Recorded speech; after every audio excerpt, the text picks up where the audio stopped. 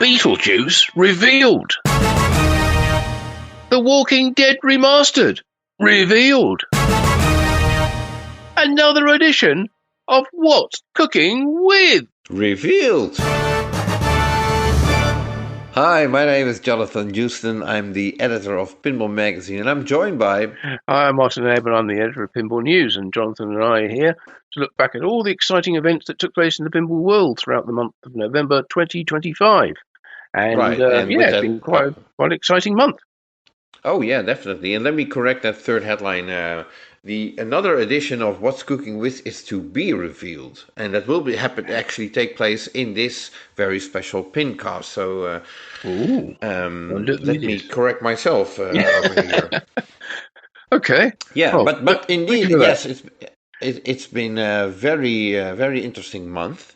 A new game revealed, a new remastered game revealed, and we had, of course, the Dutch Pinball Open Expo, which, if you're in the US or Australia or whatever, you might think like, well, who cares? Well, it is Europe's biggest pinball show, and the industry finally has noticed as well. Gary Stern was present for the second time, similar to last year, bringing along Jack Danger. We had Steve Ritchie, and we had a very special guest that hasn't been to that many pinball shows. No. If any, yes, if any, indeed, yeah. This is we're talking about Tony Ramuni, who's a pinball artist who did work for. He started out at Williams, then moved to Bally, which Steve Kordek apparently at Williams was not too happy about. We're talking early '80s here, and then he moved to Italy, where he worked for a company called Mr. Game that did a couple of games that did not that well in number of units, I guess. But still, and then, he left the industry sort of like 35 years ago. But I was able to locate him, and it took me a couple of years to convince him, like, why don't you come over to the Dutch Pinball Show and do a seminar? And that turned out to be very entertaining, I have to say. I guess Tony's seen the light a little bit now. He's like, I think he was a little overwhelmed by how people are interested in his work and the work of other contemporaries in the pinball industry around that time. Because back then there wasn't really the same kind of fandom in pinball that there is now, and people didn't really know or particularly care who was creating the games, who was the designer, who was the artist, and of course all that's now changed. And people like Tony and, as you saw, Steve and Jack are all big names who are very welcome, and everybody wants to talk to them about how they create their games. So it's a totally different environment now, and I think he was a bit overwhelmed by that, but in a good way. I think. Yeah, absolutely. Delighted to find that people actually appreciated his work and wanted to talk to him about it. Yeah, and the good news is, and let me spoil it right away, so Tony Ramuni will be our special guest on What's Cooking With Tony Ramuni this case, and he has a wonderful recipe, so stay tuned for that. We probably revisit that in like 30 minutes or so, and then we get to that segment. Really fun talking to Tony, and we it's a great guy. Him taking time to talk to us. Yep. But let's not get ahead of ourselves. Too late. Okay, we've already done that. Let's start with our headlines. Then our first headline was about a new game from Spooky Pinball, one which we trailed last month in our October PINcast, saying it was going to be revealed in the middle of the 14th, I think, of November, and sure enough. Beetlejuice from Spooky Pinball was indeed announced. There was a big buzz around the game before it was even revealed, and I think everybody pretty much knew what it was and when it was going to be announced. Spooky basically told everybody what it was, when they were going to reveal it, and as a result, I think even before even before anybody had really seen it, he pretty much sold nearly all the units, or people put deposits down on all of them. So, I think they had 70 games or so available in the Spooky Pinball web shop. All other games were already allocated by Spooky distributors. Yes. And sure enough, those 70 games were gone in minutes too. I think so. Yeah, I think people couldn't even get through on the phones, or they couldn't get through on the website, so they ended up saying, "Well, call us," and then they couldn't get through on the phone either. But right. Anyway, a short clarification for that: the game is limited to 999 units, which means so they're not building it indefinitely. It's basically a limited edition available in one version, although you can add stuff onto your order to make it a little bit more special. Give it an anti-reflective glass, a butter cabinet decals, and even a different topper is also available, which is quite important. I think the basic game is priced at $9,999 and what? this yeah, that's right.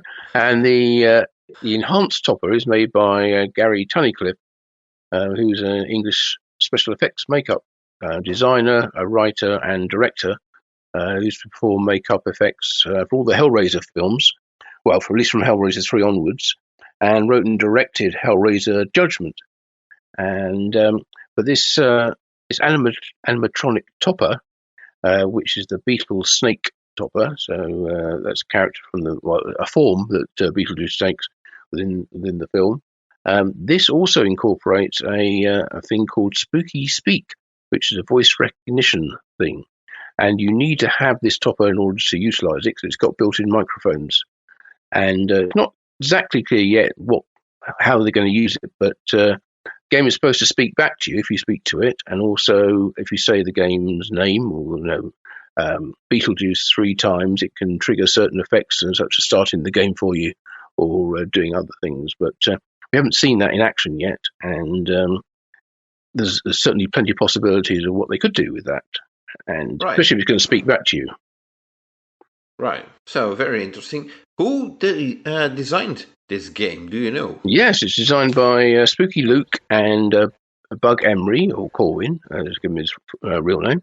Artwork, of course, is by our good friend Christopher Franchi, who did a pitch for a Beetlejuice game before, which wasn't picked up. I think he was doing it for Stern, and no one there wanted to do it. But now he's working exclusively for Spooky Pinball, and he did a very impressive-looking artwork package. I have to say, personally, I preferred the original backglass that he did for Stern, just the composition of it, but these are all personal things. But I still think it looks great anyway. Music and sounds by Brady Hearn, and softwares by Spooky DJ Casey Butler, under the direction of Luke Peters. So a familiar group of people there from Spooky Pinball, and it looks fantastic, of course, as you would expect. The biggest toy on the playfield, of course, is the Sandworm, which kind of shows up Stern's Dungeons and Dragons, and I suppose to an extent Jaws as well, by having a large animatronic model which can move in multiple directions. It's also able to swallow the ball, and is able to lift up and reveal a shot under it, which goes down into a subway kind of area with a couple of stand-up targets below. So, which is all illuminated as well. When you said Sandworm, I was thinking Dune. Yes, I know. There's a couple of games with Sandworms at the moment, aren't there? So Beetlejuice also has a sort of. It doesn't have an upper playfield or a mini playfield. It has an area of the playfield separated with its own flipper, which is the waiting room area, which is a famous scene, or a repeated scene actually from the original Beetlejuice movie, where they were sitting on a sofa waiting to be interviewed, as it were, and they have a sofa there which acts like a ball lock, a bit like the one in Simpsons Pinball Party, but in this one, it actually tips forward to dump the balls onto the playfield rather than dropping them through one end of the sofa one at a time. So that's another thing. There's lots of various things we could talk about, including a ball lifter, a ball lifter lock on one of the orbits, which the ball gets trapped and raised up as Beetlejuice rises and drops the ball onto an upper wire form. But anyway, I'm sure if you take a look at any of the multiple online resources where you can find details of Beetlejuice, you'll be able to see it for yourself if you haven't already. Yes. I think there's so much of a buzz around it. I suspect everybody's already seen it. Actually, I haven't, but I'm probably one of the few. I think it could well be. Unfortunately, it wasn't at the Dutch Pinball Open Expo. It's a bit too close to that for it to be there, but certainly all the other spooky games of recent times were there. But we can get back to what was at that show a bit later. Right.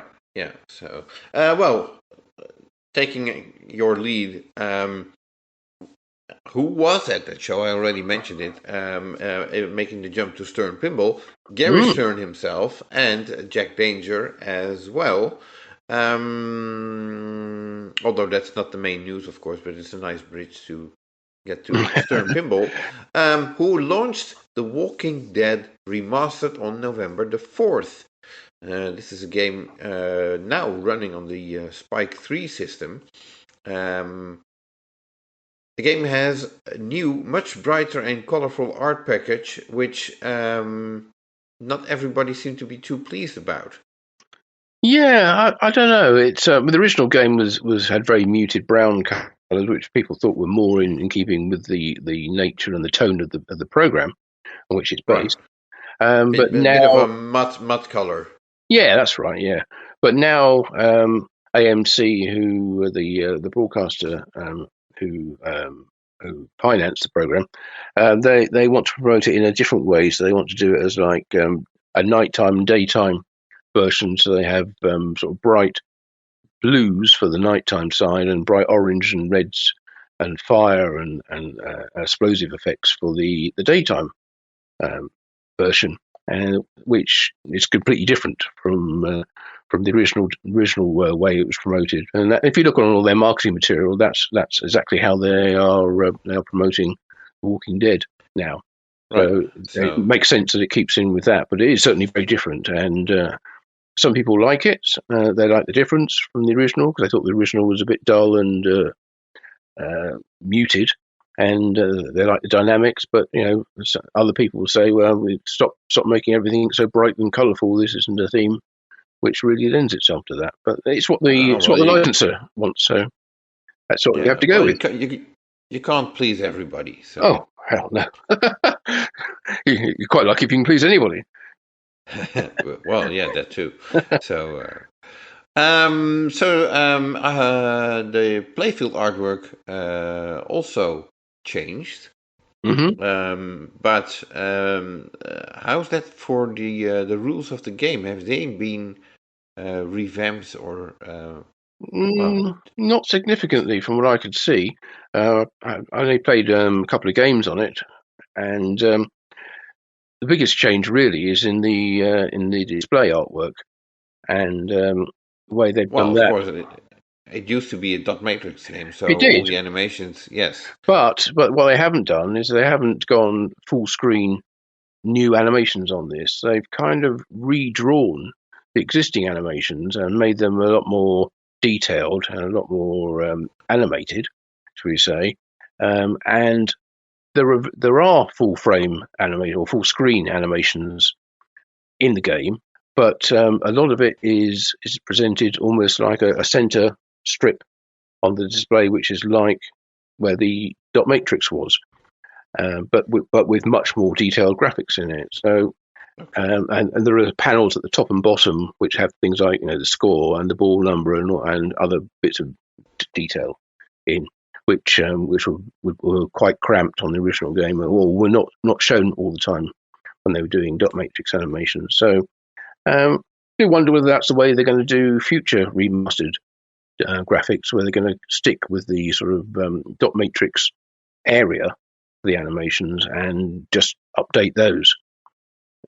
Right.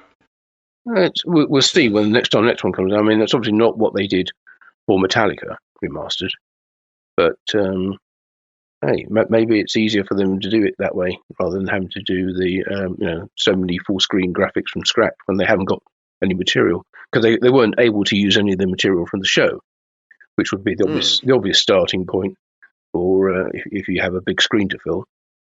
So right. they haven't got that, so they were basically have to make all their own graphics for it. And for a remastered title, that's quite a lot. Which seems odd to me, because if you're doing AMC's Walking Dead, you'd think AMC would be on board with providing all the content that you need for the screen. Yeah, but as we talked about in the past, we don't know what the licensing arrangements were when that was first drawn up. Were they allowed to use actors? Because if you've got a dot matrix display, then there's no issues in showing actors' likenesses on there, because you just can't do it. But when you put an LCD in, then the dynamics change a bit, and you may have to start paying for licenses of actors. And oh well, yeah. So this is not a cornerstone game. Apparently, we'll get to see another cornerstone game before the end of the year. At least that's what's being rumored. And else slightly right after the new year. And normally it's sort of leaked, isn't it, just before the end of the year, teased, I should say, before, and then they actually get the reveal at the beginning of January, just before the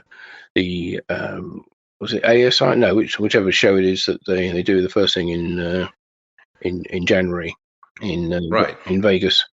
But yeah, so as you said, this isn't a cornerstone. It's only available as a premium and limited edition for the Walking Dead Remastered. So 2 models instead of 3. Yep, that's right. And limited edition is limited to a number of 500 for that.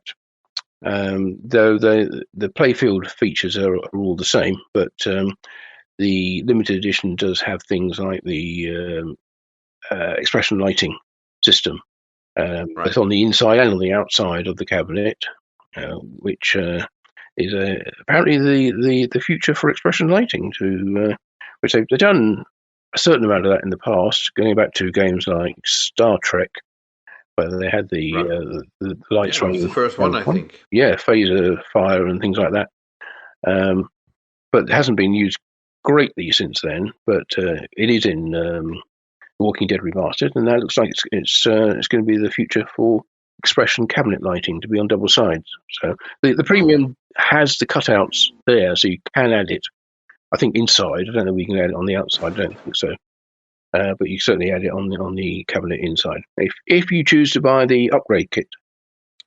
So we were talking about pricing earlier, and the premium for this comes in the same cornerstone pricing. So the premium is $9,699, and the limited edition another $3,300 more at $12,999. So it's standard pricing. So $9,700 basically, and $13,000 for the LE.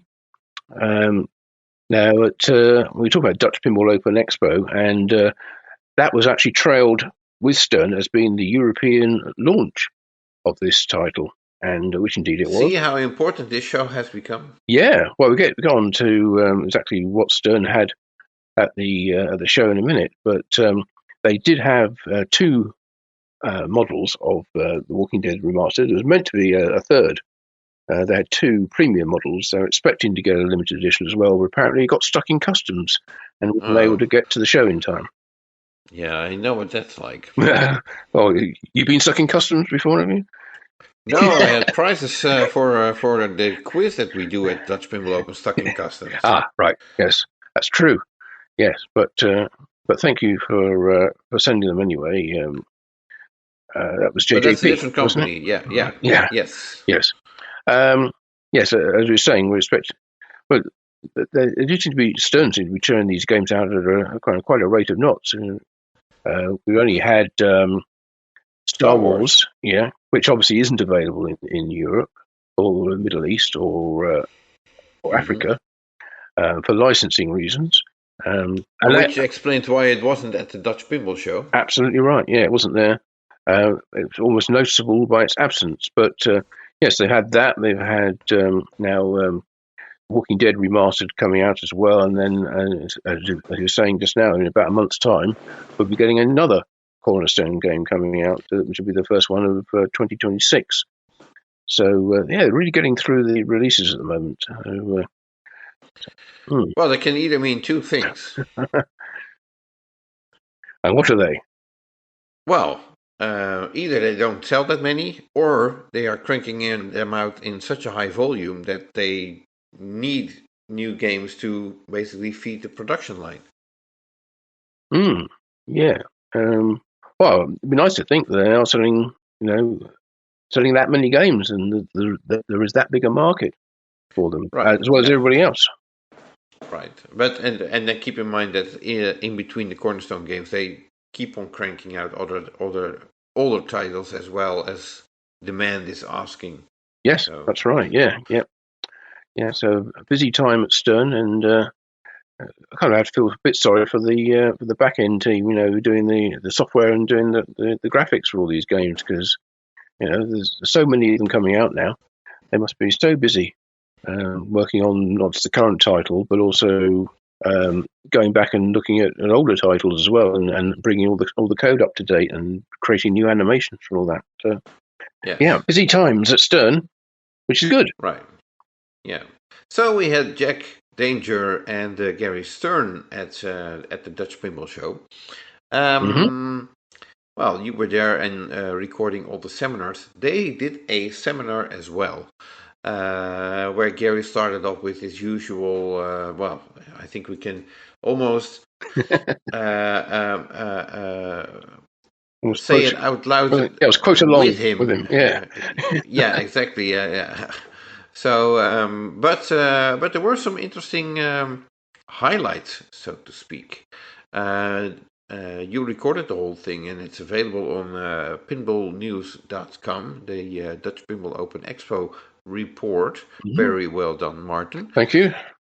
Just managed to finish that off last night, actually. Yeah. So, but could you reveal a little bit of the highlights that well, okay, from the top of your head? Yeah. Well, it's interesting to hear from Jack, because the last time he was there, he was still doing the Dead Flip streaming. He hadn't joined Stern at that point. No. Since when he has joined, become a designer, and now stepped back from designing games to concentrate back on streaming again. But he did say he's not not finished with designing games, and will. Not only has he got one in development at the moment, which he stepped back from to allow George Gomez and others to see through to production. Now he's doing the streaming and social media marketing for Stern. But he revealed he will be going through the whole process of designing and building a brand new game design of his from scratch, starting with the initial development, going through all the mechanical engineering, software design, the testing, the artwork creation, the ordering of parts, and how you actually make the game. And he's going to document this and basically take everybody through the process with him to the point where he has a finished game, which, if everybody thinks it's a winner, could actually go into production. And apparently, if it's not? Well, if it's not, then too bad. But I think he's planning to have it as a licensed title.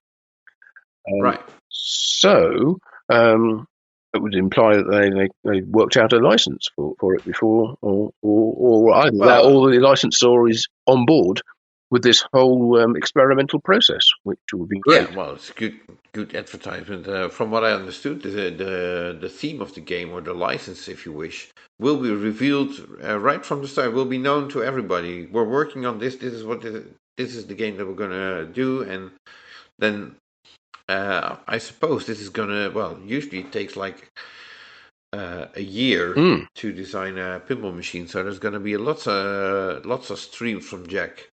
Focusing on the game that he will be designing around that license. And also because it costs quite a lot of money to actually design a game, get all the parts prototyped, get the molds made, get the team doing the software and the graphics and the artwork, and and if it doesn't actually ever come to anything, that would be a shame. Yeah. Oh well, we'll just have to wait and see when Jack will start that project, and I'll be curious to see whether that will be a sort of real-time process that you follow. Yes, I think so. That's the intention. Or will there be a slight delay so that when they have an idea for a mechanical design, let's say that takes through 3 weeks to develop, the next week it's already available because they delayed it up front, so or they didn't discuss that earlier, so you get the impression that the mechanical design is, for example, very fast. Yeah, I would imagine there'll be plenty of other aspects of the game to keep viewers and readers interested in while that mechanical process is ironed out and either works or has to be redesigned. So I think there'll be lots to it, but it'd be nice to see, and I think it's a very novel and interesting idea, and nice to get potential customers involved. They might be able to pitch in ideas about how you do various things and code and shots even on there. And wouldn't it be nice if it did that instead? Yeah. So very interesting approach, and it will be interesting to see how that will unfold in the future. So any other Dutch Pinball Open Expo Stern Pinball related news? Wow, that's a mouthful. Yes, I know. Not really, I don't think. I think. Oh yes. It's interesting when I first got there on the Friday before the show opened, and they were still setting everything up. There was a whole gaggle of people all crowded round the Walking Dead remastered game. And I looked at the back, and there was Jack, and he was basically guiding all these people through what's been done, how the game's been improved, which elements in particular they focused on improving the design of, and how the Spike 3 system works, and doing a sort of masterclass on the Walking Dead Remastered. So that was interesting to see. I kind of wish I'd been there a bit longer. But I don't know if that was for a private group or whether it's for people who were Stern distributor employees.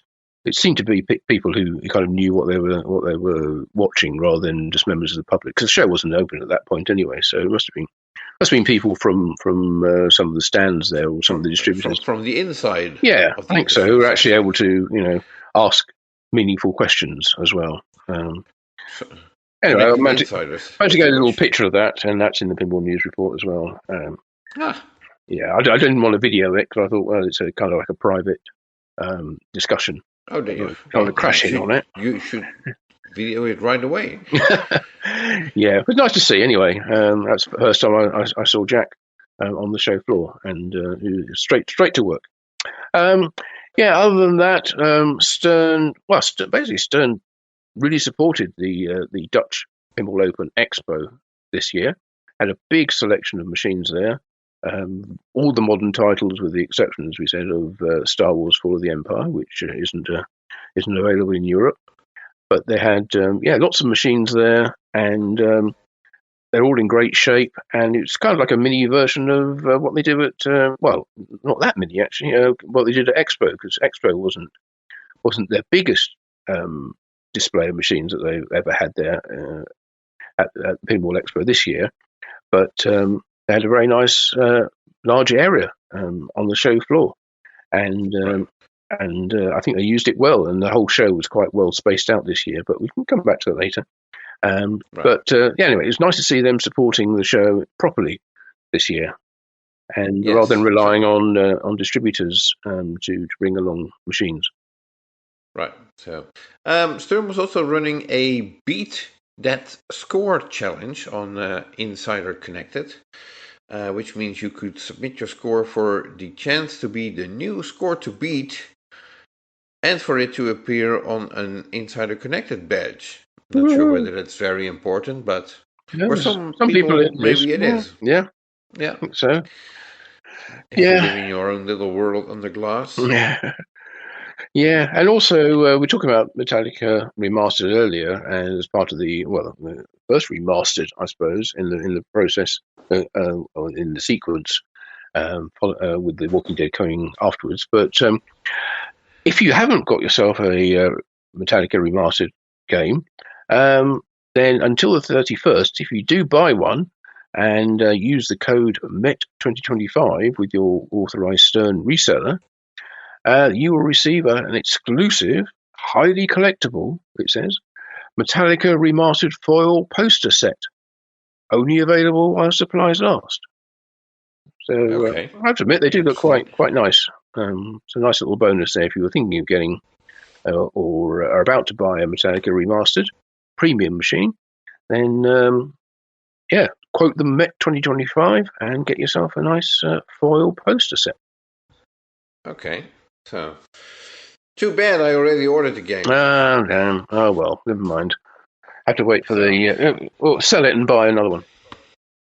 Oh, that's a great idea. I'll just cancel my order and reorder it right away. Yeah. So, well, I guess that rounds it up for Stern Pinball. Not so fast. Not so fast. I was going to say, unless there is some new code you would like to discuss. Of course there's new code. And a busy month, you'll be pleased to hear, Jonathan, for code. Where's my pillow? Yes, with 5 different games, all getting code updates. The Dungeons and Dragons Tyrant's Eye got a boost to version 0.98, which added the Under Mountain as a third ending of the game. You remember that is a game where you can actually get to the end and finish it. The Under Mountain is a third way of finishing the game. It has it's a wizard mode with 6 different levels to complete. They also added Rhyme the Ranger as a new character you can play, new lighting effects, score rebalances, and the usual bug fixes. Then Star Wars came along and Fall of the Empire, not available in Europe, of course. That's up to version 0.87, which also had a new wizard mode added, which is called the Sarlacc Escape. Has some new shot multipliers and added the extra ball awards, which have been missing from that. Quite a few rule changes because it's still fairly early on in it, so 0.87, and of course bug fixes as well. Walking Dead Remastered, we've just been talking about that.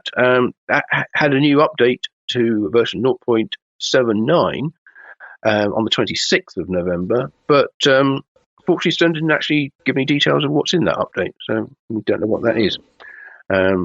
But if we do find out, we'll keep it to ourselves because I don't think anybody cares. So John Wick also got an update. It's version 0.99, which almost feature complete. Added the staircase wizard mode. So wizard modes all around this month. More sound effects, changed the scoring for several features, added more lighting effects, and of course a few bug fixes. Finally, the Uncanny X-Men. One that seemed to have not got a lot of love until very recently, when it suddenly got an awful lot of love. Well, now it's up to version 0.95. Added a new Berserker multi-ball, added a new add-a-ball feature, which you can activate during multi-ball. Changed some of the rules, and also, of course, fixed a bunch of bugs. And that's the code. Right. And then, since you just mentioned John Wick, it might be worth to mention, if you would be interested in purchasing a John Wick game, Stern Pinball does have its own shop on Amazon, and apparently there's a great Black Friday / Cyber Monday deal, which I think lasts until the 5th of December, but don't quote me on that, and if you do quote me, then I'm just guessing right now, so okay. There's a great discount on the John Wick game if you order it through Amazon. 24% on the premium model, and I think 14% on the LE or Pro. One of the two. Is this it's Amazon.com? Is it in the US? Yeah, I suppose it is. Right. Yes. Okay. That's what I am suspecting.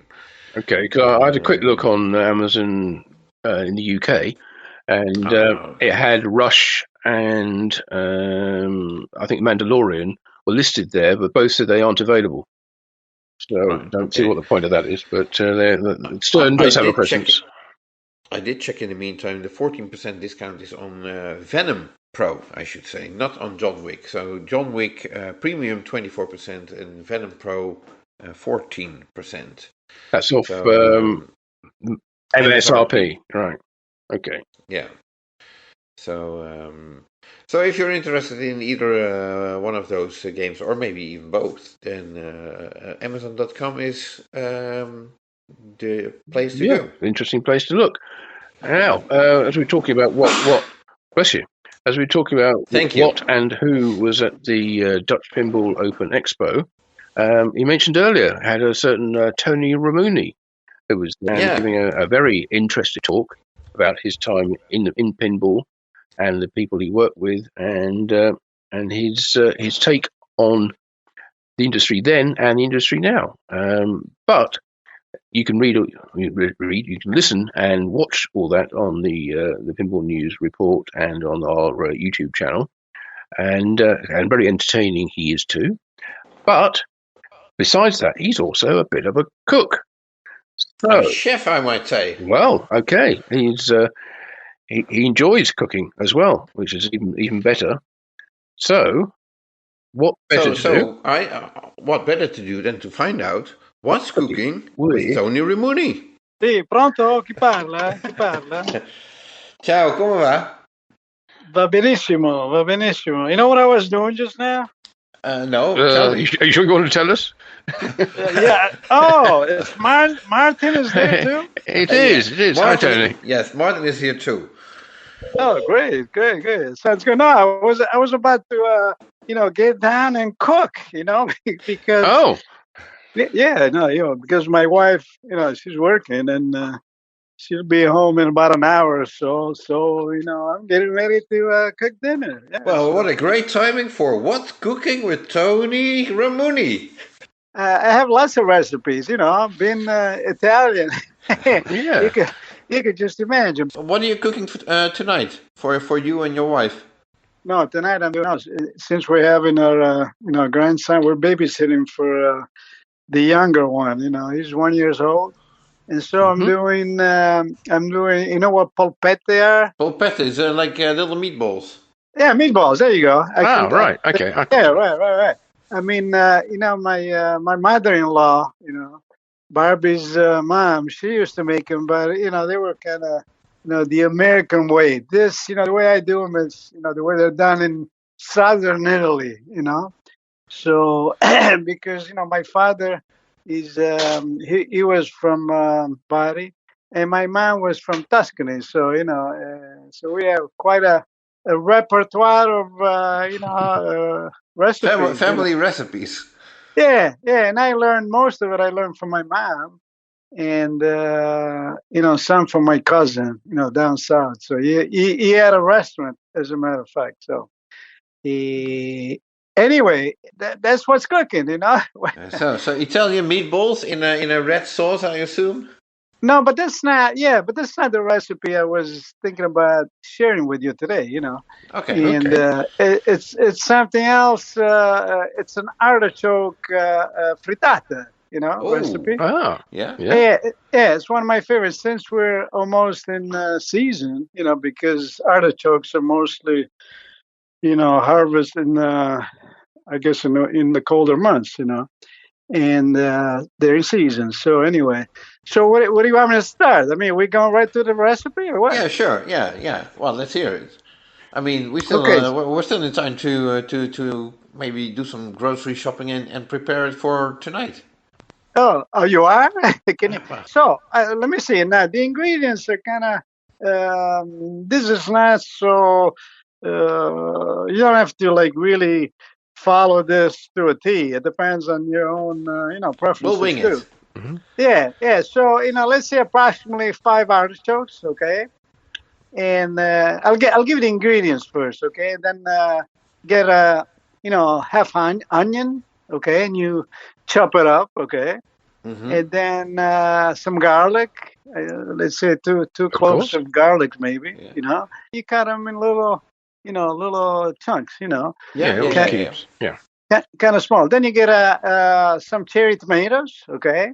Mm-hmm. And you cut them in half, okay, or in four pieces, whatever you prefer, okay. And then some parsley chopped, okay. You'll need some Parmigiano too, some Parmesan cheese, okay. And 4 or 5 eggs. So you could put 6, as many as you want, or as little as you want, This recipe is to serve how many people? Well, this is a frittata. You know what? I have to go back a minute, and when I make this recipe, okay, when we invite people over and stuff, this is it's a nice dish for if you're having people over, if you're having a party, and because you can serve along other things, like olives and taralli. You know what taralli are? A bunch of stuff, crackers and stuff. So anyway, 4 or 5 eggs. Then like I was saying before, when I make this recipe, people just go nuts, especially in this area up north in Bologna, because being a typical Southern Italy recipe, they don't do it here, So it's it's kind of a new thing for them here, and so they love it. They just go nuts, and everybody wants the recipe. So when you asked me, about this a couple of days ago, I thought of this right away, and it's a good. So do we have all the ingredients now? No, well, you should have. Okay, so oil is got to be extra virgin. Okay, extra virgin oil, and then you could have. These are optionals. You could have, tuna and capers. Okay. Oh, I was going to say capers. Yeah. I think it makes a great twist. At the end. But some people don't like capers, so they just put tuna, or you could do without tuna and capers, just with eggs. And right, so what you do is given the ingredient, you start doing it, and so you prepare the artichokes. You remove all the outer leaves, because they're not as tender, okay, until you get to the core of the artichoke. Yeah, which is kind of yellow, right? You could tell, and then you could cut, the points, because sometimes they kind of they're like needles, so you cut those, okay. Then you cut the artichoke, in four parts, okay. And you put them, Oh no, I wanted to say it too. If you while you're doing this, you should put the artichokes in a container with water and lemon, because otherwise it would it would get kind of brown, right, okay. Yeah. Yeah, so you just put them in there, while you're doing the other ones as you go along, okay. And so in the meantime, in a pan, you saute some onions, okay, garlic. Cherry tomatoes, okay, and you let it simmer, okay. Sounds delicious already. Then at this point, at this point you put the artichokes. They have to be cut. I told you to cut them in 4 pieces, right? But then what you do after you clean them, you take the at the core of the artichoke there is some furry stuff, some fuzzy. You take that off. You remove it, okay? Yeah. Did you ever slice the artichoke? Yeah. So you're just taking the leaves or the front, the leaves off effectively, and no, I know, but when you get to the core, when you cut them in pieces, on the inside there is some fuzzy. I don't know how to explain it. You'll see when you cut them in half. You have to remove that. Okay, you don't need that stuff. Okay, and anyway, then in the pan where you have the onions and the garlic and all the other ingredients, cherry tomato, you put the artichoke, but you have to slice them. Okay, so they're not so thick. Okay. Yes. And you put those in the pan. You cover them with warm water. Okay. Then you season with salt and pepper.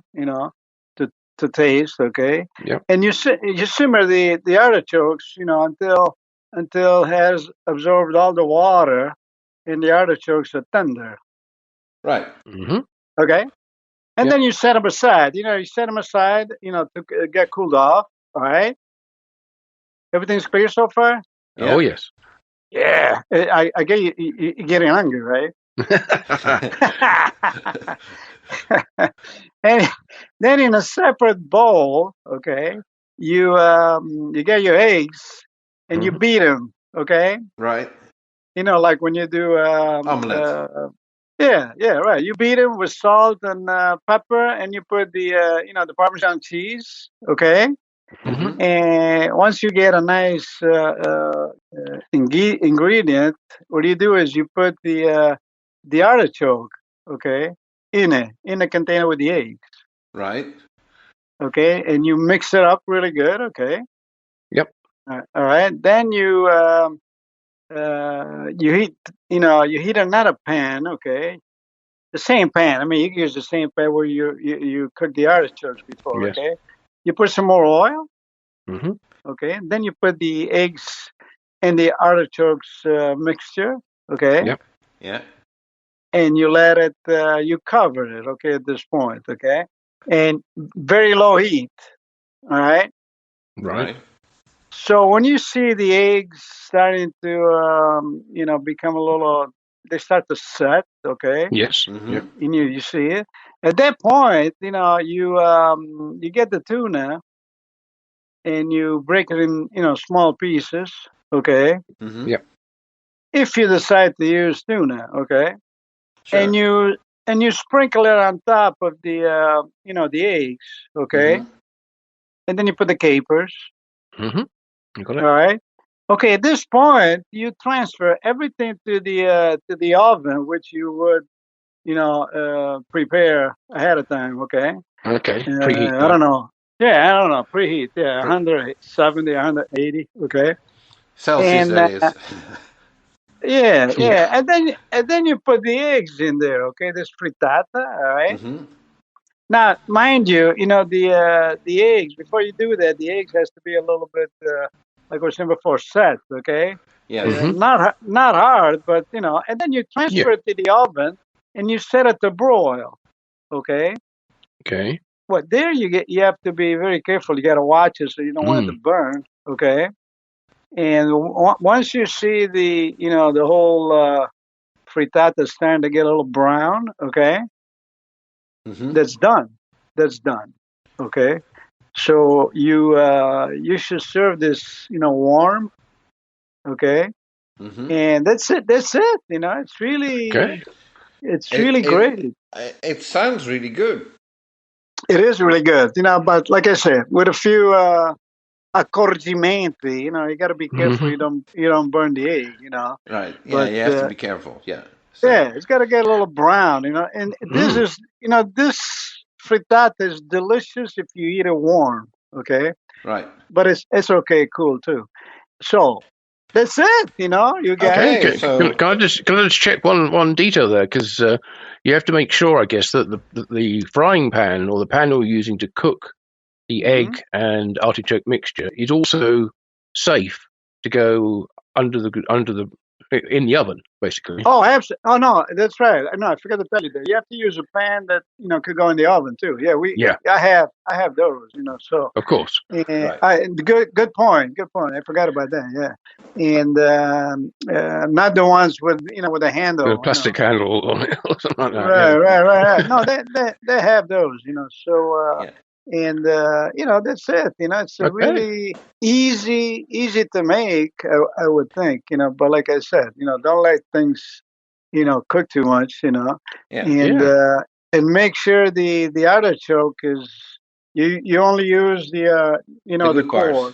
Yes. The heart. Yeah, the heart, which is softer, and that's it. That's the recipe, you guys. Okay. Fantastic. Excellent. So Tony, a lot of people haven't heard from you in quite a while, but you did make an appearance at the Dutch Pinball Open recently. How was that for you? Oh, that was incredible experience. I enjoyed every minute of it, and like I don't know if I told you, at the show, I should have done, before. I should have done it before because, first of all, by not doing it, I was kind of left behind. And being at the show, I realized that, like I was saying there, being out of the industry for so long, it really doesn't give you the chance to see the evolution that pinball has taken, through these last 30 years. And in a seminar, I wanted to make a point, but I guess I didn't. I thought about it, afterwards, and throughout history, we have phases in pinball, Right. Yeah. starting from the 50 and 60, and then with Paul Ferris. I think in the 80s with Paul Ferris and Bally, there was really a big turning point. It started a new phase in pinball, especially graphics. I'm talking about graphics. The four-color process. The four-color process, yeah. And so even though I realized, being at the show that pinball has become so incredibly exciting, from the graphic point of view and sounds and everything else that goes along with it. I think that it's a new phase, so a lot of credit to the guys that worked on it in the 80s, like myself, and Paul Ferris and all the guys at, at Bally and Williams and other companies, so, that's all I wanted to say, and being there with all those people that,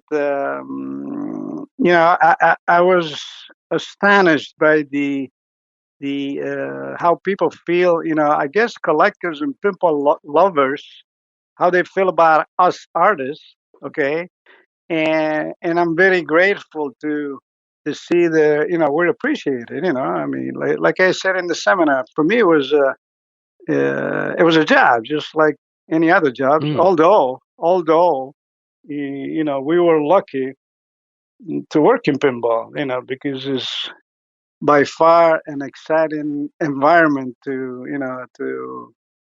work in, so. Right. Yeah. And I have to thank you guys for inviting me, first of all. And foremost. It took a couple of years, but we finally managed to get you to come over. This was an easy... I mean, right. Like I said, I regret, that I didn't do it before, and...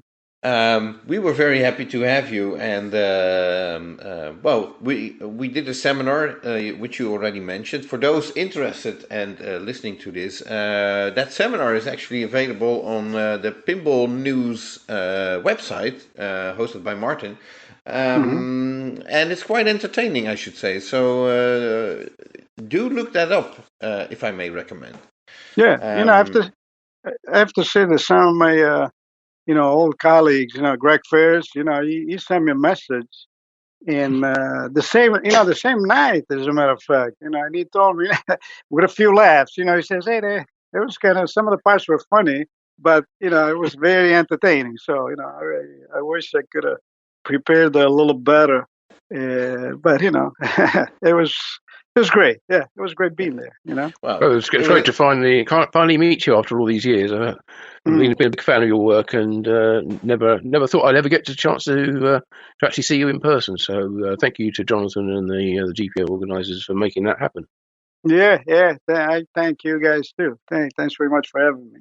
Well, big thank you for Tony for giving us his recipe, and sounds absolutely delicious, and not too difficult to prepare either.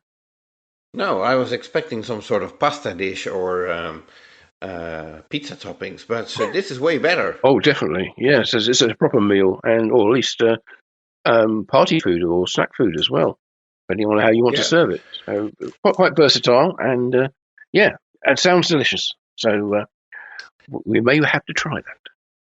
Yeah, exactly. So, and if you, well, Tony tried to describe it in a very detailed manner.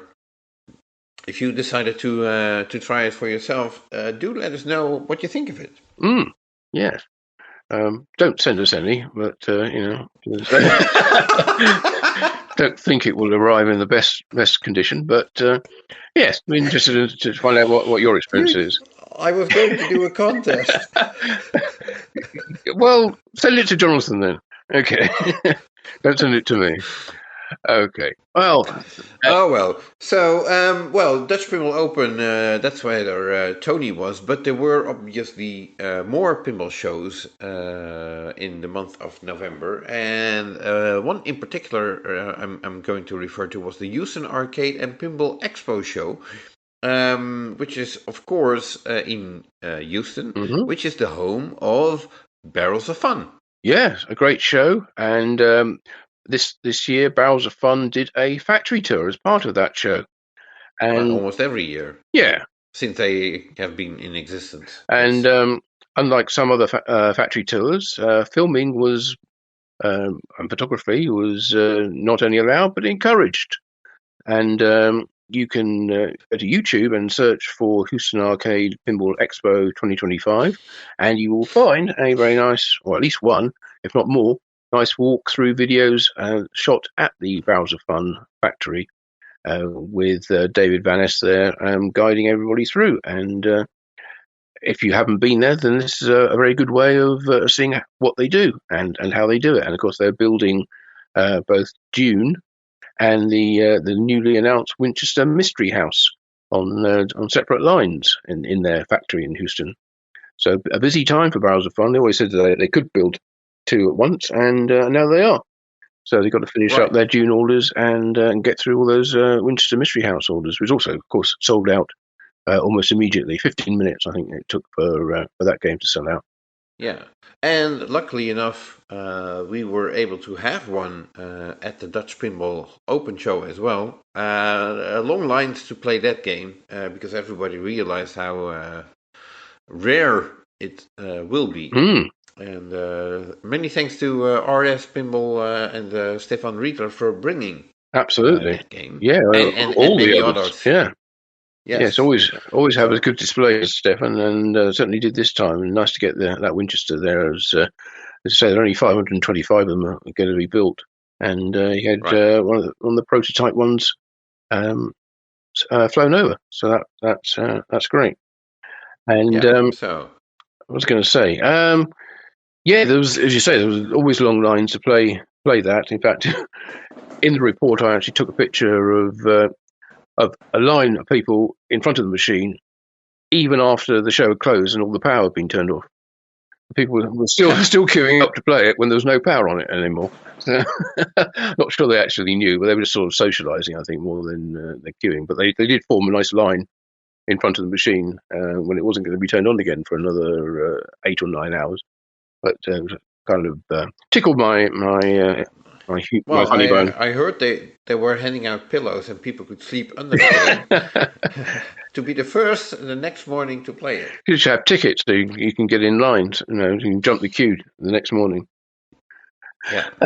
Anyway, Barrels of Fun, as you were talking about. So you'll be pleased to know there is some new code for June, which came out on the 24th of November. Which adds, now I have no idea how you actually say this, but I'll say Fayed Ralpher Harkonnen, who is one of the characters in the movie. Their Arena Battle Award mode is new, and there's also a brand new Hunter Seeker side quest mode added. Some scoring and rule changes, new sounds, new music, which is good. Some additional display graphics, and they've got some new firmware control for the sandworm. I don't know quite what's wrong with it, but making it more reliable or move in mysterious ways. But now the sandworm is control of it is improved. So as part of this update to Dune, so nice to see that that's still getting some good updates, even though they've just announced their Winchester Mystery House game. Yes. So, and that rounds it up for Barrels of Fun. But we're not leaving Texas. I was exactly going to say. I know you were. That's why I thought I'd get in first. Yeah. Well, we kind of are in a way because, the team from Multimorphic held a seminar at the Houston Arcade and Pinball Expo that we were just talking about, mostly talking about Portal, but also covering other aspects of the company and the P3 pinball platform. Some of it you will have heard before, some of it will be new when they're talking about Portal. Again, search on YouTube for Houston Arcade Expo 2025 Multimorphic, and you'll be able to see a recording of the whole of that seminar. And I recommend it. In fact, I think nearly all the seminars they held there were all recorded, so they have a good range of speakers there, which are definitely worth catching up with. But Multimorphic Portal also got some coverage elsewhere. Do you know more about that? A little bit. Apparently, there's this a website called GameBeat, which has an article on Portal just released or published, if you wish, and that's actually on their front page right now. I assume once more articles get added to the site, those will become the front page. But for now, Portal, there's a whole story on how the video game became a pinball machine. Definitely worth checking that out then. GameBeat is GameBeat. Yeah, I assume it's GameBeat.com. Well, could be. But I'm sure if you just search for it, you'll find it. Yeah, exactly. So, and that's not all from Multimorphic. No, because Nick Baldridge is for Amusement Only Company, who has made games for the P3 pinball platform. Celebrated 3 years since he released the Drained game for the P3. Is that already 3 years? Yeah, 3 years. And he celebrated that with the release of a 12-inch album of the music from the game, which was created by Charles Wolfe Music. It's been pressed on what's described as vampiric white vinyl, marbled with bat black. Back in black. No, black in bat. No, anyway. And 33 1/3 RPM, and has 18 tracks, and is priced at $50. If you get a copy of this, I didn't see it was announced as a limited edition, but probably going to be relatively limited given the scope of it. But if you would like to get yourself a copy or find out more details, head over to the web shop on foramusementgames.com, and you'll find it there, along with lots of other merchandise related to the Nick's games, including T-shirts and mugs and all that kind of stuff, and caps for Drained and other titles that he's involved with. So because he's a busy guy and he has a lot of irons in the fire, as they say. So quite a lot of different merchandise there to check out. So if you're into your vinyl, there's a 12-inch of the Drained music. I'm definitely into vinyl, but mostly 7 inches. Yes. Oh well, go treat yourself to a 12-inch. This is like going to Subway, isn't it? Or elsewhere. No, never looked at it like that. But, right. So, okay, moving on from Multimorphic in Texas. Let's do a local one for me, at least. Dutch Pinball, or DPX. Apparently, Melvin Brower Williams did a seminar at Pinball Expo, but he was a little bit, let's say, off with some of his comments regarding Alice's Adventures in Wonderland, Topper shipping, and all the new games having them. And as a response from Dutch Pinball, they posted on social media that Melvin hadn't been given the very latest production information, which was taking a little longer than expected. However, everything is now back on track with toppers shipping to machine customers who didn't get one, while all the new games currently being produced will have them included as was the original plan in the first place. So I do recall Melvin talking about Dutch Pinball not having prepared to ship the topper separately, because I figured they would all be part of the game when it would ship, and they had to come up with special packaging to actually ship those toppers out once they were finally produced. So. Yeah, but they're shipping them now. So. Yeah, they need to be protected, which is somewhat different to when they're strapped to the body of a huge, great Alice in Wonderland game. Because shipping the topper by itself, then you see how packages get thrown around in transit. So yeah, a lot of protection needed that wouldn't otherwise be needed. But anyway, of course there is a certain lead time on these toppers as well. So not just in ordering them, but in sending them out to customers with machines. So although Dutch Pinball might be shipping toppers with all the machines, and have been for a little while, there was a certain period where games were being shipped without them, but they haven't necessarily filtered through to the end users. So people might still be getting games now which don't have toppers, simply because they were made some time ago and then shipped, and then went to a distributor, and then they had to ship them out. So it takes a little while for them to leave the factory and arrive at the buyers, and it could be that when they left the factory, they weren't all with toppers. But certainly, as you said, all the ones that are being manufactured now and have been for a couple of weeks, I think, do have the toppers with them. Right. So, and we do have to. I think we have to give a special shout out to Barry Dreesen of Dutch Pinball, who was very generously sponsoring our So You Think You Know Pinball quiz at the Dutch Pinball Open Expo. Yes, some lovely prizes there. And yeah, absolutely. Yeah, you really missed out if you were not taking part of the quiz.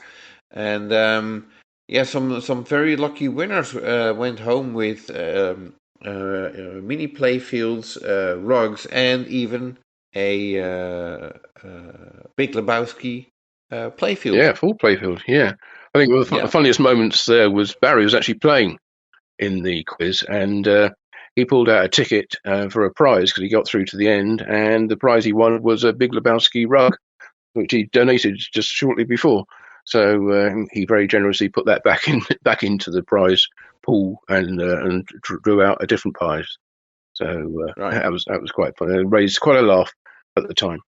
Unfortunately, we won't get to experience that because we don't record our quiz. No, we have to reuse those questions over and over again. Well, also because the people who are recording it are at the front this time doing the quiz. Yes. So that makes it a little difficult. But anyway, thanks to Barry for those prizes as well. And that kind of wraps it up for our Dutch Pinball and Dutch Pinball exclusive news for the moment. Does it? Well, yeah. Well, yeah, apparently it does. For Dutch Pinball it does. But so next on the list is Planetary Pinball Supplies, who are actually in Reno, Nevada, as we know. But Melvin from Dutch Pinball Exclusive is also heavily involved with them. Yep. And one of his involvement includes a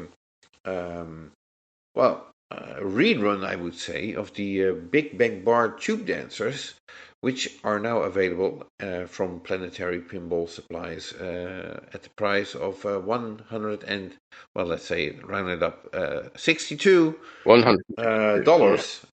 Yes. And these are made with the original Capcom molds, but with a material with better glow-in-the-dark properties, and also hopefully these, it doesn't melt like the previous one. Like the ones, like the ones from the Gene Cunningham machines, and I speak from experience. So actually, these were already available at Pinball Expo, and they're now also available to order online if you're interested in one of those or multiple ones. So you'll know this. Were the original tube dancers still available from various sellers, and were they selling at a ridiculously high price if they were available?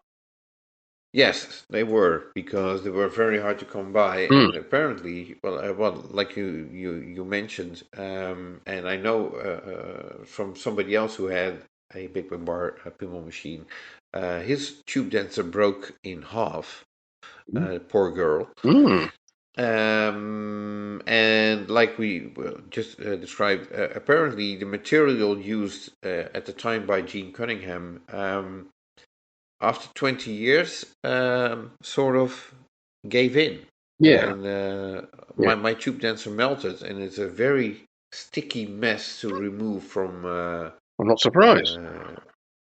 From the game, and it makes me even wonder. I got the replacement tube dancer from Melvin, but because it was so sticky, I'm just hoping.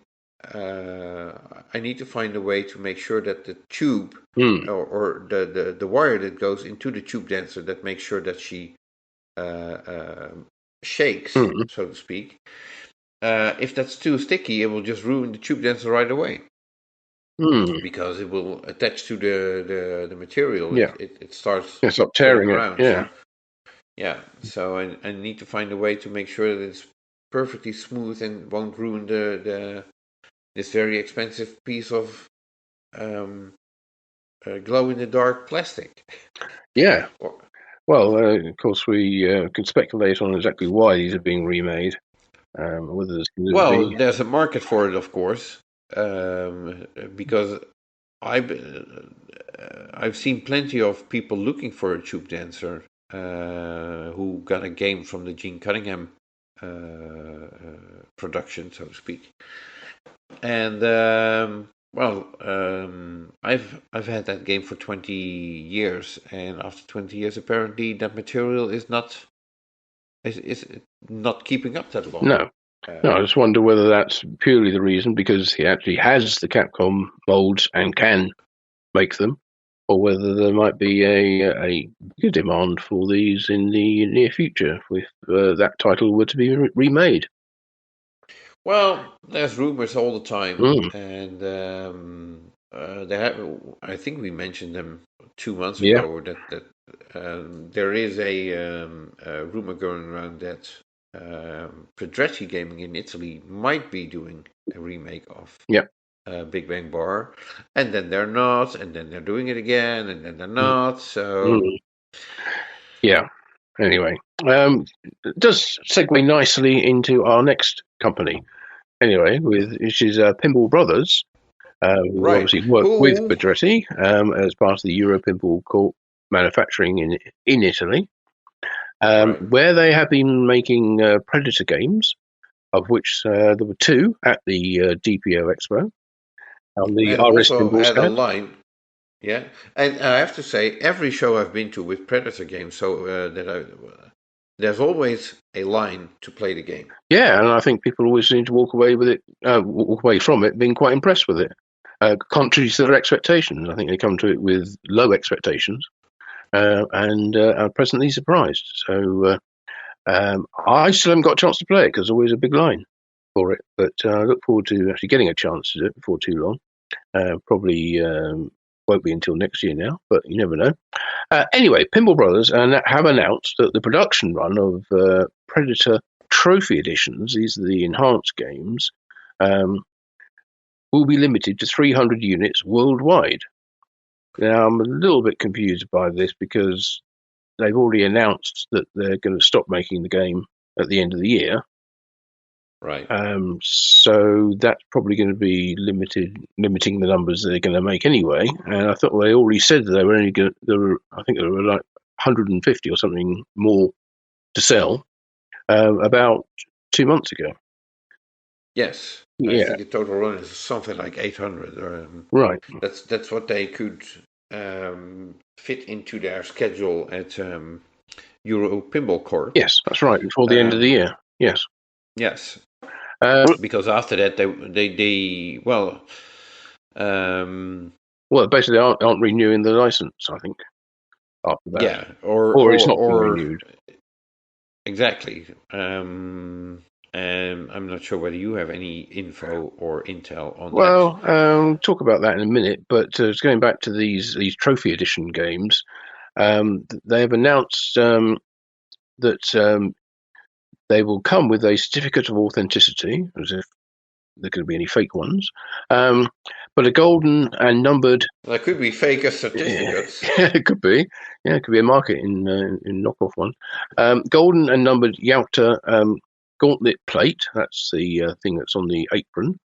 And also, interestingly, and this is something which they covered in the seminar that they held at DPO Expo, it will come with a second translite. Because originally the plan was to produce two different versions of the Predator game. We're going to do a daytime version and a nighttime version. But I think that they abandoned the idea of doing the nighttime version of the game. But they do have the translite artwork for that, so they're sending that to the people who buy the trophy edition. Even if you've already bought it, then you'll be able to claim that. Now, the trophy edition, remember, is the LE model of the game, the standard model as well. So between that and the 300 maximum trophy editions, that's the entire run of Predator. So it's not the entire run's limited to 300, just the trophy. The trophy run. Yeah, that's right. So the trophy model is limited, and the standard model, or whatever it's called, is also limited, but not as limited as the limited. Well, from what they were saying, and this is just me interpreting, inferring what they were not necessarily implying it, but it sounded like the ending of the Predator and Alien licenses at the end of the year is due to a change of licensing practice at the licensor Disney, who own Fox and are able to license all those assets out. Kind of in the same way that Stern weren't able to get the European market or the Middle East or Africa. They were thinking they might be able to get at least one of those other ones markets for Star Wars. But that Disney seemed to deem that the European market was not large enough for Stern to meet Disney's licensing requirements for their Star Wars for the Empire game, which sort of already said wasn't at the DPO Expo. So I do wonder whether, with Disney owning so many assets now, when it comes to films, is this going to be a problem for licensed games from all manufacturers in the future if Disney are sort of chopping up their licensing into various regions and deem that, well, even a big company like Stern, their European market sales aren't large enough to meet Disney's requirements. No other company is going to be able to sell enough games, as many games as Stern can even. So are they also not going to be able to sell licensed games from with Disney assets in smaller markets like Europe and Middle East? In which case, it's going to become interesting. Well, it's definitely going to be interesting to see whether you can. You have to get creative or get maybe smaller licenses in the sense of movies that are not owned by Disney. Yeah, well, at least not initially. They do have something of a habit of buying up other studios. So even if it wasn't Disney when it started, like as Alien and Predator wasn't, that was Fox originally, and then Disney bought them, and now you have to dance to Disney's tune when it comes to licensing. Right. Yeah. So it might become more difficult to find licenses outside the scope of what Disney owns, but it's still possible. We go back to creating original themes. Yeah, That's right. Well, we've certainly seen that doing less, shall we say, prominent licenses for instance, the Winchester Mystery House, for instance, gives the designers a huge amount of leeway and creativity in how they interpret the theme, even though it's still licensed.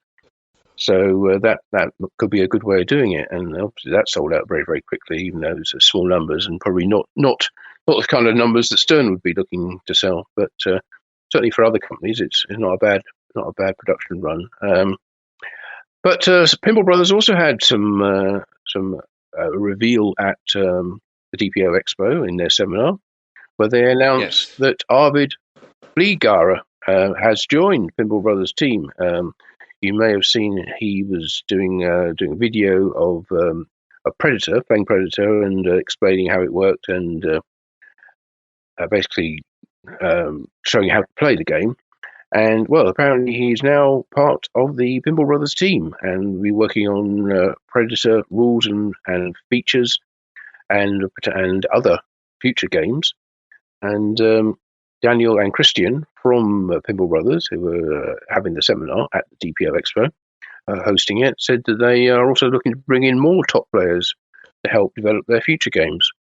So, and if you have no idea who Arvid is, he's currently ranked 4th in the IFBA Top 100, I believe. Yes, that's right. Very, very talented player, and very young also. Yes, I know. Yes, he's still in school. I heard. Yes, I think he's still a teenager. Certainly. Yeah. So that's their new team member. They were kind of trailed a little bit by the videos that they'd released, but they were able to actually officially announce Arvid as being a new member of the Pinball Brothers team. So that was good news, and congratulations to him and to Pinball Brothers as well on bringing him on board. Yes, indeed. So now you wonder, would there be any new code from Pinball Brothers? Well, there's the question. Funnily enough, yes, there is. Fortunately, only one game, because they don't have that many they're developing code for, and it's Predator, which we've just been talking about. And this is actually quite a big update this time round. It's still in version 0.90, which came out on the 13th of November, but it has lots of new rules and awards, a better use of the Yalta displays on the bottom apron that we talked about before, lots of new lighting effects, additional sound calls, and quite a bit more stuff built in. Still don't think they're using those displays on the bottom fully yet. There's quite a lot of work to go, but they are in version 0.90. But it's the code's coming together nicely, and it does seem like a bit of a blast to play, and doing what they're really keen on promoting is to draw people into the Predator world, really, to be as if you're thrust into the jungle and straight into battle against the Predator. Yeah, and for more clarification on that, I do recommend to watch the Pinball Brothers seminar. Very thankful that Daniel Jansen and Christian from Pinball Brothers were able to make it over to the Dutch Pinball Open Expo show. Although they had a very tight schedule and they only arrived Saturday afternoon, but they were there. They were able to give a seminar in which they explained what their intention was with the game, what they wanted to do, and how they wanted to create a game that does the license justice, so to speak. So if you want to hear them explain what their train of thought was behind the game and so on, then I do recommend watch the seminar that's available on Martin's website, pinballnews.com, in the Dutch Pinball Open Expo report. Yes, indeed. So I think that's about it for Pinball Brothers for this month. But we can go back to America and talk about Jersey Jack Pinball. Not a lot going on with them at the moment because they're so busy building their very, very popular Harry Potter game at the moment. Yeah, which is also a game that had a constant line at the Dutch Pinball Open Expo. Yeah, two models there on the Pinball Pleasure Christian Lienard stand, where they had a collector edition and a wizard edition, I think. And they, as you said, big lines for both of those all the time. They were both used for the youth tournament finals as well, which also got pictures in the report, and it's very, very impressive how good some of these young players were. Even with the youngest player in the final actually being 3 years old, believe it or not. Wow. Yeah, could barely reach the flipper buttons, but did, and made it into the final. So you can see that in the report. Anyway, going back to Jersey Jack, and one of their earlier games, they had a sweepstake draw where they gave away a Guns N' Roses limited edition machine in a free prize draw. Unfortunately, as often seems to be the case, this was limited to US residents only. Don't quite know why it limits them, but maybe because it's too complicated when it gets to different territories. But entries for that closed, today, actually, the 1st of December. Well, it's actually the 2nd. We're recording it late at night. The winner will be announced on the 5th. So if you've entered that draw, good luck. Hope you win. Well, I did enter that draw, and I didn't care about the restrictions, so I hope I win. That'll be interesting. Fingers crossed then that they forget about that aspect of it. We can always pick it up when you go over to next time, can't you? Oh, yeah. Probably. Yeah. I'll try to fit it into my... overhead. Overhead. Exactly. Yeah, that was the word I was looking for, indeed. Yeah, so... And, then there is a rumor going around, and I've known this already for quite some time, but I think it's not a problem to address it briefly. The rumor going around is that Jean-Paul de Win, who is the lead animator for Jersey Jack Pinball, and he also has been acting as art director for the past couple of games. Mm-hmm. He's taking a break from working for Jersey Jack in the capacity that he has been. He's not taking a complete break. He's available for smaller tasks, so to speak, although they haven't asked him yet. But from what I understood from talking to several people, he's taking a break for personal reasons, and he's not completely saying goodbye to the company. The door is open. He's always welcome to come back, and I think that that could easily take place. But right now he has more desire to work on some other projects. Jean-Paul was at the Dutch Pinball Open. It was good to see him and briefly talk to him. It was a hectic show, of course. One of the things that he did express to me, and I think this is very important to point out, because people are already saying like, "Oh, he'll leave such a void, and all the knowledge is gone." And so, well, Jean-Paul has probably trained everybody currently working on Jersey Jack pinball animations, including Olaf, who was also at the Dutch Pinball Open, by the way, and Olaf did already most of the work on Harry Potter, and I think we can all agree that it's not looking like Jean-Paul has left the void. No, he's put together. Yeah, I was going to say he's put together a good team. Not to say anything negative about Jean-Paul's work, absolutely not. I mean, the guy has won multiple awards for the best animations in this industry, and rightfully so. And I think it's only fair to say that Olaf and the other members of the team are very capable of filling up the high level that Jean-Paul has set the bar, so to speak.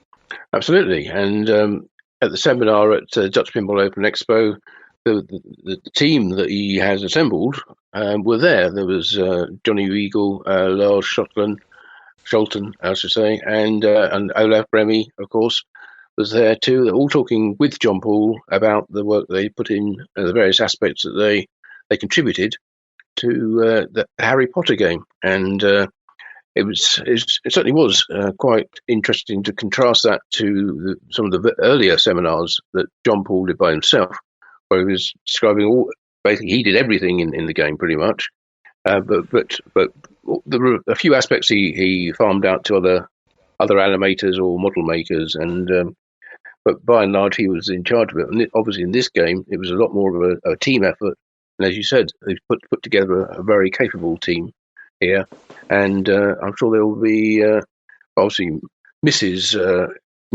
contribution to it, but they are more than capable of carrying the next games themselves.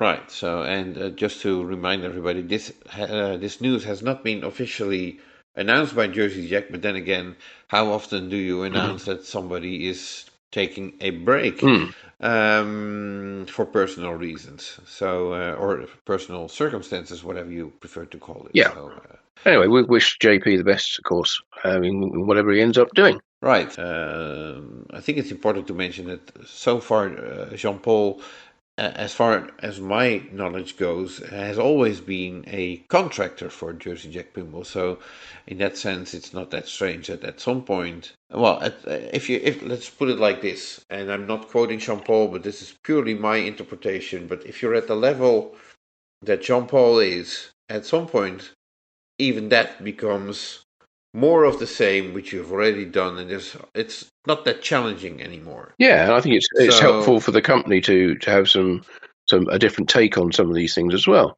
You know, because everybody brings their own ideas to how things could work, and different creative solutions might be helpful. They might be welcomed by everybody.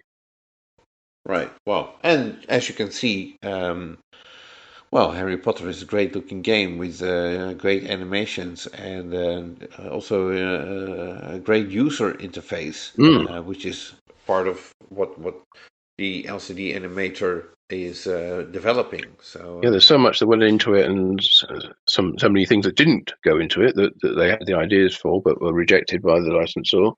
But there's so many little features and polish that they've applied to various aspects, and things they tried that they thought was going to be perfect, but the licensor thought needed to be changed, and things that they didn't think the licensor would like, but the licensor did like. And you can read and listen and hear all about that in their seminar on the Pinball News site and on YouTube, of course. So yes, I recommend it. I watched it because unfortunately I wasn't able to be there, and I had to go into the hall for some of that and take pictures of some of the tournaments. But Jonathan very capably took over controls for that one. So thank you for that, sir. And oh, you're welcome. You're welcome. Anytime. And it was a very interesting talk from somebody who only seen a little bit of it, at the start and the end. There's a lot of detail about how that game came together, and so it's quite amazing. So congratulations to the team who put so much effort and talent into that game. Right. So. Oh well, and that rounds it up for Jersey Jack Pinball. Yep. Moving on. Moving back actually to Italy, where we already made a few stops earlier in this episode with Tony Ramuni and so on. But Pedrecci Gaming, which we just mentioned with Pinball Brothers as well, they currently have some offers on their pinballremakes.com shop, including the Whirlwind Total Chaos Kit, which is now down from €2,000 to 1,600. But it's not sure how long that will last. There is no time period. No, it's kind of suggested it was a Black Friday offer, but it didn't say when it expired. So, but if you are interested in getting that, go and check those prices out now. And I don't know whether they are necessarily reflected by any resellers or distributors for those. But if not, then it would be worth getting it shipped over, tariffs notwithstanding. Right. So, well, that's the only news we got from Pedretti. Yeah, but keeping on the subject of sales and offers, that's Black Friday, Cyber Monday, all that stuff, Christmas sales. Yeah, let's go over to American Pinball, who, well, not really making much in the way of new titles, and we don't know whether they're actually assembling any games or just selling what they have in stock. But they have started their next sale.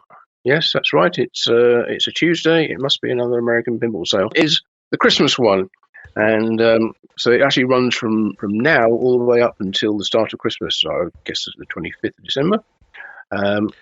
And they are offering Galactic Tank Force Deluxe Edition now on sale, in quotes, at $8,495 US. This is the deluxe edition, not the collector edition or signature edition, which is the top of the range.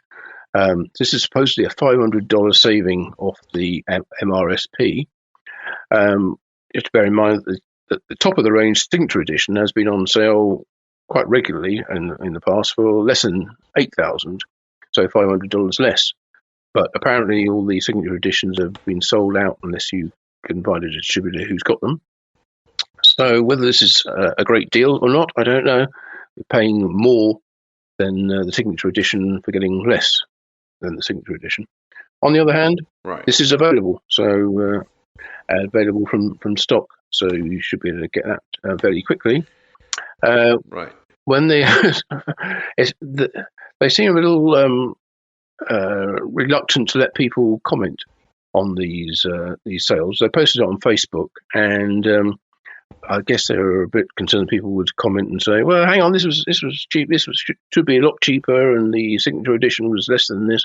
So they actually limited on Facebook who could comment on the post, okay, which seems a bit odd. And they also did the same for a post on, which is also on offer at the moment for what seems to me not a bad price, $6,395 for the classic, which I think is the one with everything replaced by flat plastics, no molds on there, and another $200 more for the deluxe edition, which $6,595 for a brand new Hot Wheels Deluxe. Well, not a bad price, I'd say.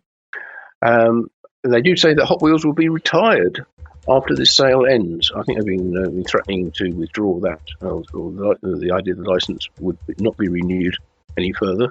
But after Christmas, there won't be. Well, I don't know whether they'll be making any more Hot Wheels. They won't be selling any more Hot Wheels, but I guess that means they won't be making them. Anything that's in stock, I'm sure they can still continue to sell, and the distributors too.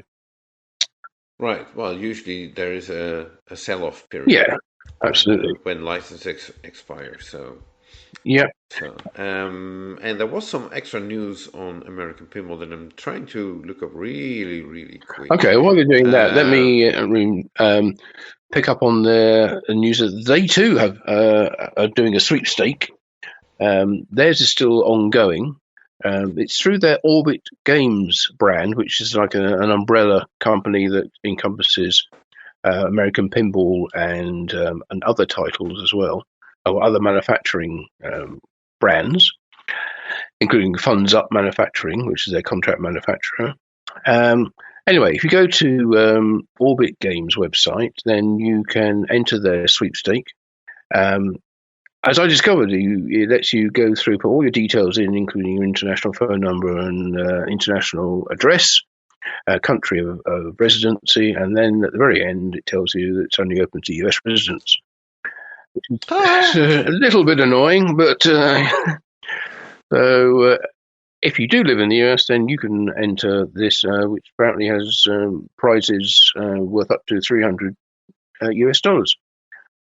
That sounds like merchandise. Yeah, I think it is. Yeah, I think you're going to win a new game. At least not yet. And so that's going up to the end of the year, I think. So enter the sweepstake as soon as possible if you live in the US and would like to win some American Pinball merch. Right. So, did you find the other news? Yes, I did. Actually, courtesy of Pinball Flip Out, who raised some questions and tried to talk to American Pinball during Pinball Expo.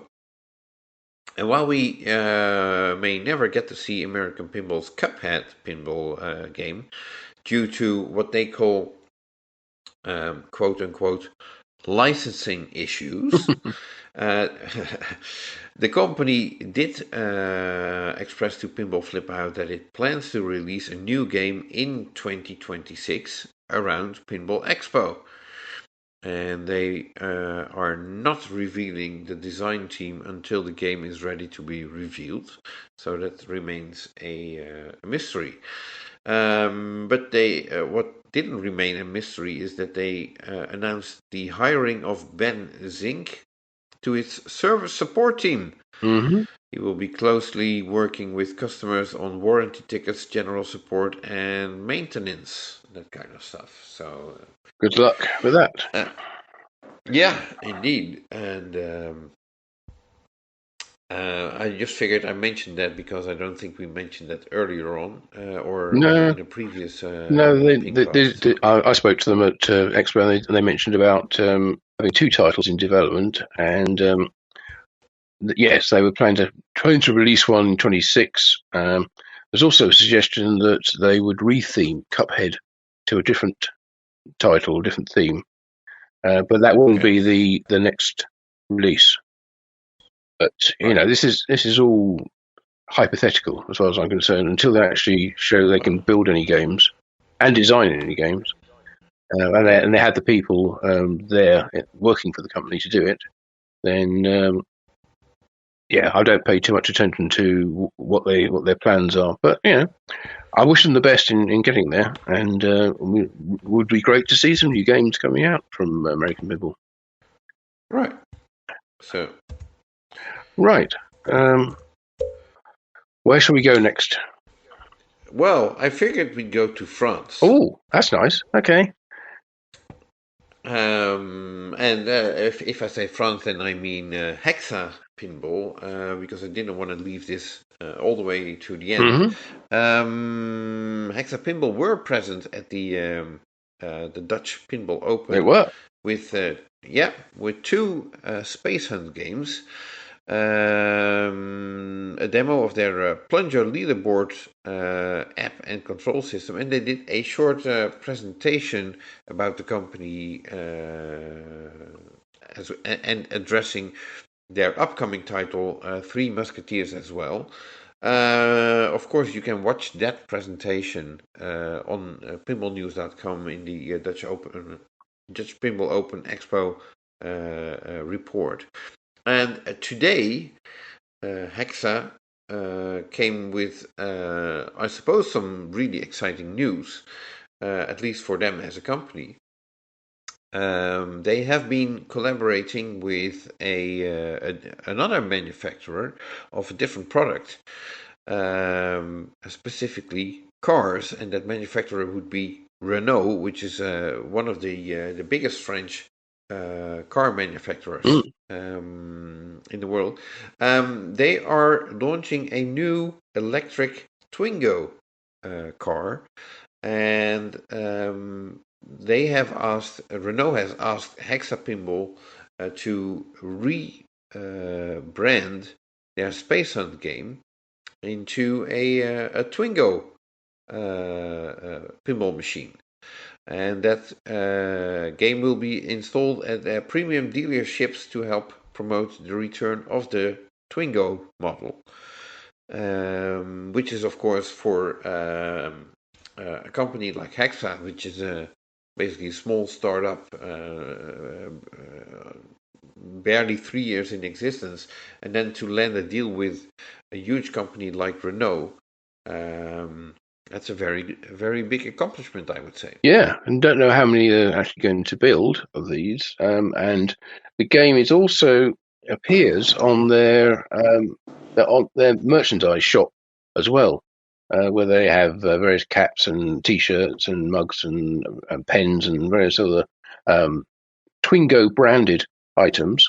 It's it doesn't have a price on it at the moment, and isn't available to purchase. I think the card doesn't launch until next year, so I think this is kind of early days for them. But they're quite a lot of the items that are on the shop aren't clickable, and you can't actually buy them yet. But I'm sure they will come along at some point. But it'd be good to see Hexa Pinball getting some sales of their modified Space Hunt game through the web shop as well, giving them extra visibility beyond the standard pinball crowd. It gets into the car crowd as well. Yes, and I don't know how many premium car dealerships there are for the Renault Twingos, but in France alone, I think if every one of those dealerships is getting a rethemed Space Hunt game, so to speak, I think that might it's going to increase the production of that model significantly. Yeah, I don't think it's going to be every dealership. It's going to be just the premium dealerships where they're going to target. There could still be plenty of premium dealerships. Absolutely. I mean, France is a very big country. I mean, and it's not just in France. This car is going to be available across the whole of Europe, even in the UK. Right. It's going to be coming out. God. Yeah, so that game may end up in the UK too. You never know. Yeah. So good luck on them, and it will be fun to see both games side by side set up at pinball shows as well. So you can the differences are easy to spot. Space Hunt is the purple pink one, and the more green one is the Twingo model. Yep, and to help you identify them in the Pinball News report about this, I've got them playfield side by side, so you can compare the two and see that the playfield is the actual mechs on the game are the same, but the artwork is obviously different, and I think there might be some differences in the inserts as well. Anyway, it's a very green game for Twingo and a very purple game for Space Hunt. So both have their fans, I'm sure. Right. Okay. So I think that about wraps it up for Hexa Pinball. So we can, unless you have any extra news you wanted to add. No, I think that's it. Yeah. Okay. I'm still looking forward to the reveal of their Three Musketeers games. I tried to get some more info from Hexa Pinball at the Dutch Pinball show, but their lips were sealed. Oh, actually, yes. We could actually mention something about that, because I did ask some questions during the Hexa Pinball seminar, because when they were at Expo, I asked whether, because they said it was a licensed title, so I asked them, I queried that at Expo in the seminar, and they confirmed that it was, but then I asked them again at the DPO seminar, and they said, no, it's not licensed. But their implementation of it will be owned by them, because they are creating all their own animations. They're not using any assets from a movie or an animation. Everything is going to be developed in-house. So that'll be their own take on the Three Musketeers story, because the original book is long out of copyright. So that cleared that aspect of it up. So they got some in the trailer for it on the Hexa Pinball website. I'm actually not sure it is on the Pinball website yet, but certainly on the video from Pinball Expo on the Pinball News YouTube channel and report, you can watch the trailer for the Three Musketeers that they produced, and it's got some nice animation on it, and it's all made in house. It looked like it could have come from an animated movie, but it's that good. So nice to see that level of art going into the game, and I'm looking forward to it. Right. Okay. Right, so moving on then. I guess yes, moving on. Turner Pinball, back to Texas in the US. They have been building and streaming Merlin's Arcade. Chris Turner said they built and shipped a bunch, and they are now working on building the next batch.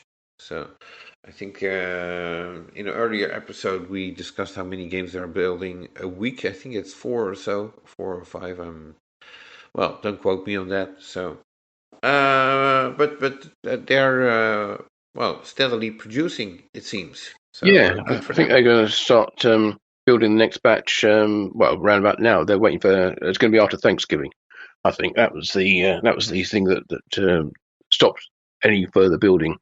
But just for a few days, and now they're back to it, and so more games coming out of Turner Pinball. So good luck to them with Merlin's Arcade, and we look forward. Well, it's a fun game. It's a nice follow up to Ninja Eclipse, I'd say, and yeah. Okay, no more to say about Turner Pinball. So let's move on to Chicago Gaming, and you have news from them, I suppose, and in association with one of their development partners. Yes, which would be Play Mechanics, and together they created Pulp Fiction, as you might remember, with a great game. Play Mechanics has created their own rewards program, which means they are providing an unspecified discount on Pulp Fiction Standard Edition pinball machines for IFPA tournament players, which are ranked in the IFPA top 1,000. So we don't know how much the discount is, and then you did some research, and you figured out that only a limited number of machines are currently available through this program. So reach out to ifpapinball@gmail.com for more details if you are interested. But they already do the IFPA. Through the IFPA, you can only get a discount on Stern games if you're a highly ranked player. But now it's good to see Play Mechanics getting in on it in conjunction with Chicago Gaming. Yes. So, and I do see. I can see why this would be applicable to Stern games and Chicago Gaming games. Having the IFPA being run by the brothers Josh and Zach Sharp, where Zach Sharp is working at Stern Pinball, and Josh is a financial controller at Raw Thrills, of which Play Mechanics is a part of. Yes. So that makes total sense. Okay. Pardon me. Okay, well that's probably about it for Chicago Gaming.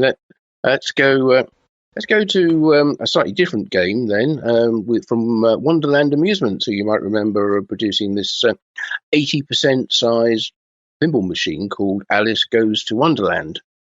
Well, they marketed it initially through a Kickstarter, which was vastly oversubscribed. Well, it's taken until now. It's a little bit longer than they were anticipating, but not massively longer. But they've actually started production of the game. Alice Goes to Wonderland pinball production is underway. Every Kickstarter unit has been completed, which I guess they mean built. And now they are on to manufacturing of additional units that they will sell through retail, either through their own website or through other outlets, distributors. All in the US at the moment. There's no international sales allowed at present. Now they are taking orders through their own website. If you weren't part of the Kickstarter program, you can use the code AGTW, as in Alice Goes to Wonderland 2025, at the checkout on the Wonderland Amusement site to get $200 off the game from now through to the 5th of December. So not very long, a couple of days to do that. And it takes the price down from basically $1,200 to $1,000. These units are coming off the line right after the Kickstarter machines, I guess is about now, and will begin shipping in January. So shouldn't have to wait too long for that. So yeah, good to see them. They're built all the Kickstarter games first, as they promised they would do. They're not trying to sell retail and get some more funding. So all those people who back the project through Kickstarter should get their units very, very soon. Right. So, and in the meantime, the company also announced the license theme for their next title, although I'm not sure whether that will be a different design or whether they are retheming the Alice Goes to Wonderland game. Either way, that the license that they managed to secure is Teenage Mutant Ninja Turtles. Uh-huh. Great. Okay. I think I knew that one because I think they told me that at Expo, but I'm not sure whether I was allowed to tell anyone. Well, I read it on the internet, so now it must be true then. Yes. Okay. Yes. Jolly good. At least it's out in the it's public info. So yeah, if it's not denied, it must be true. I think I think that is the case.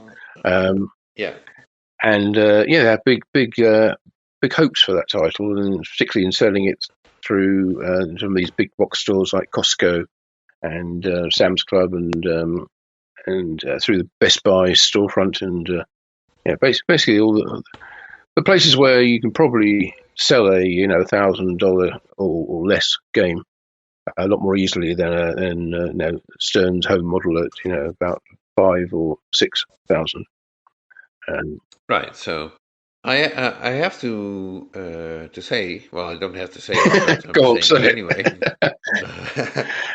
I did play the Alice Goes to Wonderland game at Expo? At Pinball Expo.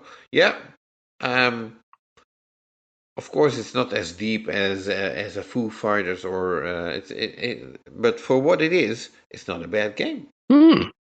Okay, could be what Gary Stern was referring to as a gateway game or gateway drug to get people into buying full-size commercial games or coin-op models. And at the price level that it's at, it's actually very tempted not to order one. I was wondering about that myself, but I need to play it some more to see whether it's got, as they say, legs, not literally legs, but whether it has any lasting appeal, whether it is only a short-term appeal. But get to play it. But yes, and also be interested to see what the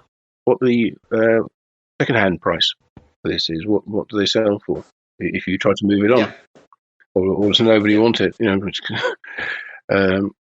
I think it's very unfair to do a comparison with anything like the Zizzle games, with which this is obviously far more expensive, but also far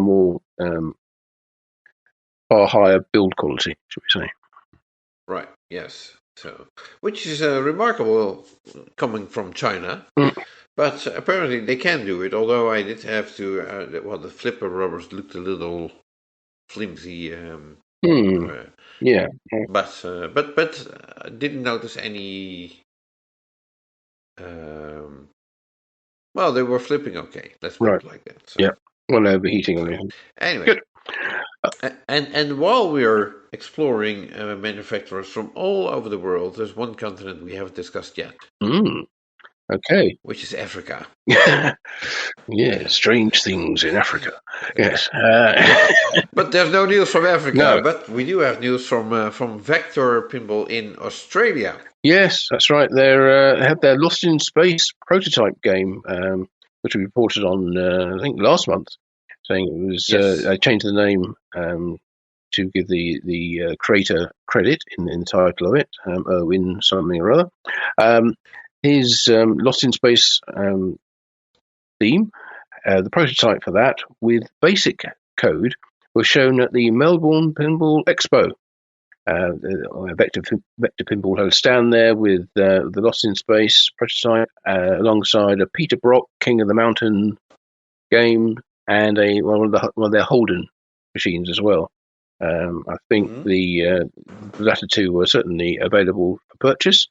Lost in Space, not yet, but it looks nice. It looks nice and bright, and certainly in keeping with the technology that they use in their other games, which are fairly simple playfield design and an alphanumeric display of the type used in games like Mousing Around and things like that. Right. Yeah. So people got a chance to play it. Haven't heard any feedback yet on whether it's a winner yet, but we look forward to seeing it. And nice that Lost in Space is getting another outing, thanks to Vector Pinball. Right. Yeah. So now I've got bad news for those of you waiting for news from Homepin and Pinball Adventures. Oh yeah. Or Rams Pinball in the US, or Bittronic in Spain, or Cardona Pinball, or STR also from Spain, or Quetzal Pinball. Yeah, go on. There was absolutely no news from any of them. Okay.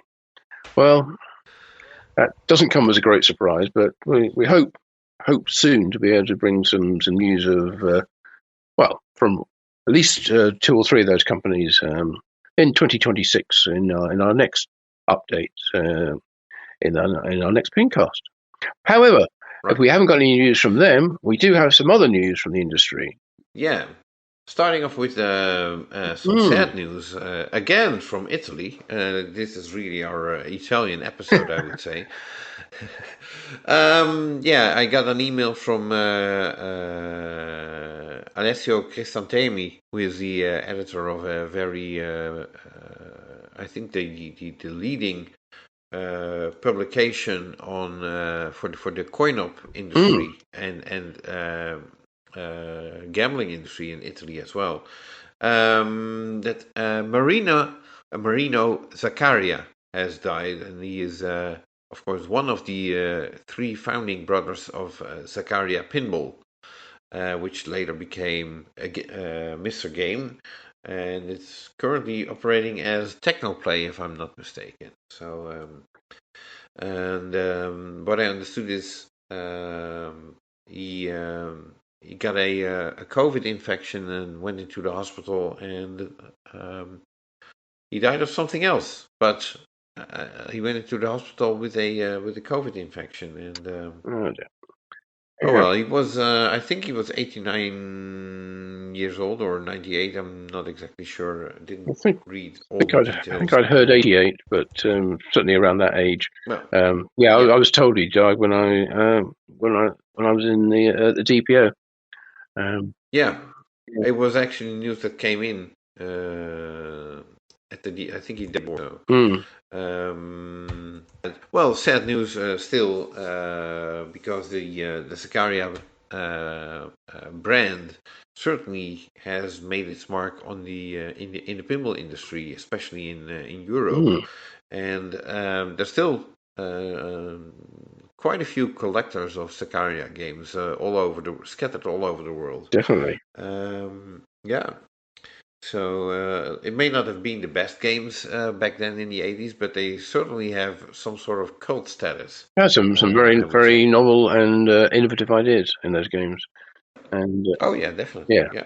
Some of which have found their way into later models from other companies. So, yeah. Okay. And then, on to more everyday type of news, I would say. The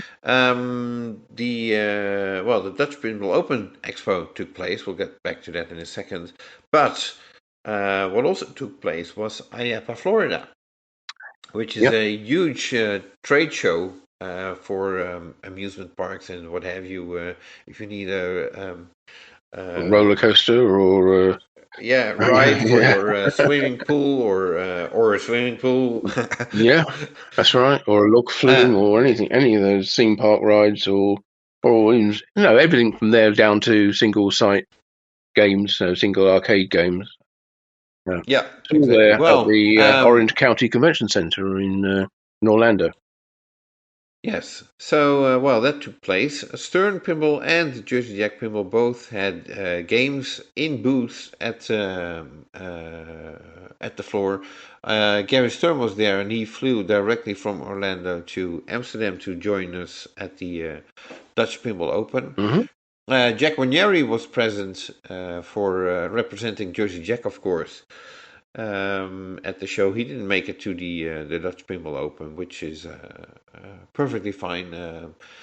But I just figured I'd mention both companies were, as every year, represented at the IAPA show. Yeah, I remember previous years where American Pinball have been represented as well, but I guess they're not any longer. Well, they tried to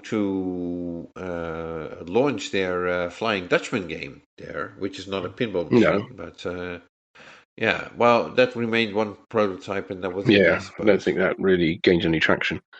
It's a shame. It was a fun game, but a simple game, and nothing particularly innovative about it, I don't think. Right. So were there any shows in Europe worth mentioning? I don't think so. You have to wait until next year for something interesting. Oh, hang on. There was this thing in your country, wasn't there? The Dutch Pinball Open. Yeah, somewhere down there. Somewhere near Eindhoven, I heard. But yeah. Oh, yeah. Yeah. Yes. The what's it? The 26th edition. Yeah, 26th edition. Yes. Yeah, it was held at the NH Convention Center in Veldhoven, on the about 20-minute drive southwest of Eindhoven. I can say that because I took an Uber from the centre of Eindhoven to it, so I know it's about 20 minutes. And I know it's about 20 minutes too because I had to drive. You did, which I was very, very grateful. Yes, I catch my train home. Yes. Excellent venue. A different layout this year, which is interesting. Last year there was one big hall that where they basically divided into three sections, and they opened up one section for the tournaments last year. Had another section for vendors and free play machines, and the central area was for some vendors, free play machines, and a large dining area where people can enjoy meals from the restaurant there, and have drinks. You call them meals, but well, all right for me. But this year, those two end pieces, where the tournaments were and where the free play machines at the end were not used. But last year, I had a little peek inside a room on the other side and found this is an enormous great hall that was totally empty. Well, this year it's been brought into use. So there were two halls either side of the corridor, two large halls either side of the corridor, which basically increased the space available quite a lot, made it a lot more roomy. It wasn't crowded such that you couldn't get round machines. I mean, there's still plenty of people there, of course, and I think the turnout was a record again this year. More visitors than ever. But thanks to all the extra space, very busy on Saturday. Yeah, and the tournaments, of course, which this event is named after, the Dutch Pinball Open Expo. The tournaments were very well supported, big turnouts for those, vastly oversubscribed initially, and they expanded the number of players that they could cope with. So I don't know how many ended up playing, but it's certainly like over 300. I think there were almost 300 people in the Classics tournament, and that was played in a relatively small area and just on one day. So that was quite an achievement. But they also had pin golf tournaments, had flip frenzy tournaments, a youth tournament, a ladies tournament, as well as the main DPO, which had qualifying from Friday and Saturday, and the playoffs on Sunday. So there was a lot going on there, and far too much for me to cover, as well as, of course, the seminars that we were talking about earlier. I was about to mention that. Yep, and plenty of vendor stands, of course, in the hall, as well as a small selection of homebrew machines, and some real interesting novelties there as well. And of course, all the latest titles, the big Stern selection that we were talking about earlier, in their little village. they had. RS Pinball had manufacturers, multiple manufacturers represented, from Pinball Brothers and from Barrels of Fun, Spooky, had Turner. Trying to think who else they had. It was anyway. They had lots and lots of games there, and they had long lines on many of them as well. And of course, the Jersey Jack games we were talking about earlier on Christoph's stand were very popular. Both the Harry Potters and the Avatar game that was there. So, but yeah, and then lots and lots of free play games as well. If you want to go and play some of the more classic older games, right. So yeah, lots to do over the 2 days of the show, and so much that goes on, and everything overruns, of course, beyond the posted finish time. So I think the show officially closed at I'll say Sunday at 6, but the tournament didn't finish until 7:40, and on Saturday the classics didn't finish until 1:30, I think, in the morning, which I did stay up for that one. But unfortunately, I had to leave to get the train home, train to the airport, and then fly home on Sunday night, so I couldn't stay for the main tournament. But thank you, a big shout out to our good friend Ad Yonka, who was able to cover both the presentation for the older youth division in the earlier in the day, and also the very finals of the Open tournament, and provided some nice pictures for our report. So thank you, Ad, for that. Right, and so who was the main tournament winner? Well, I knew you were going to ask that, and so I am thoroughly prepared with the answer for that.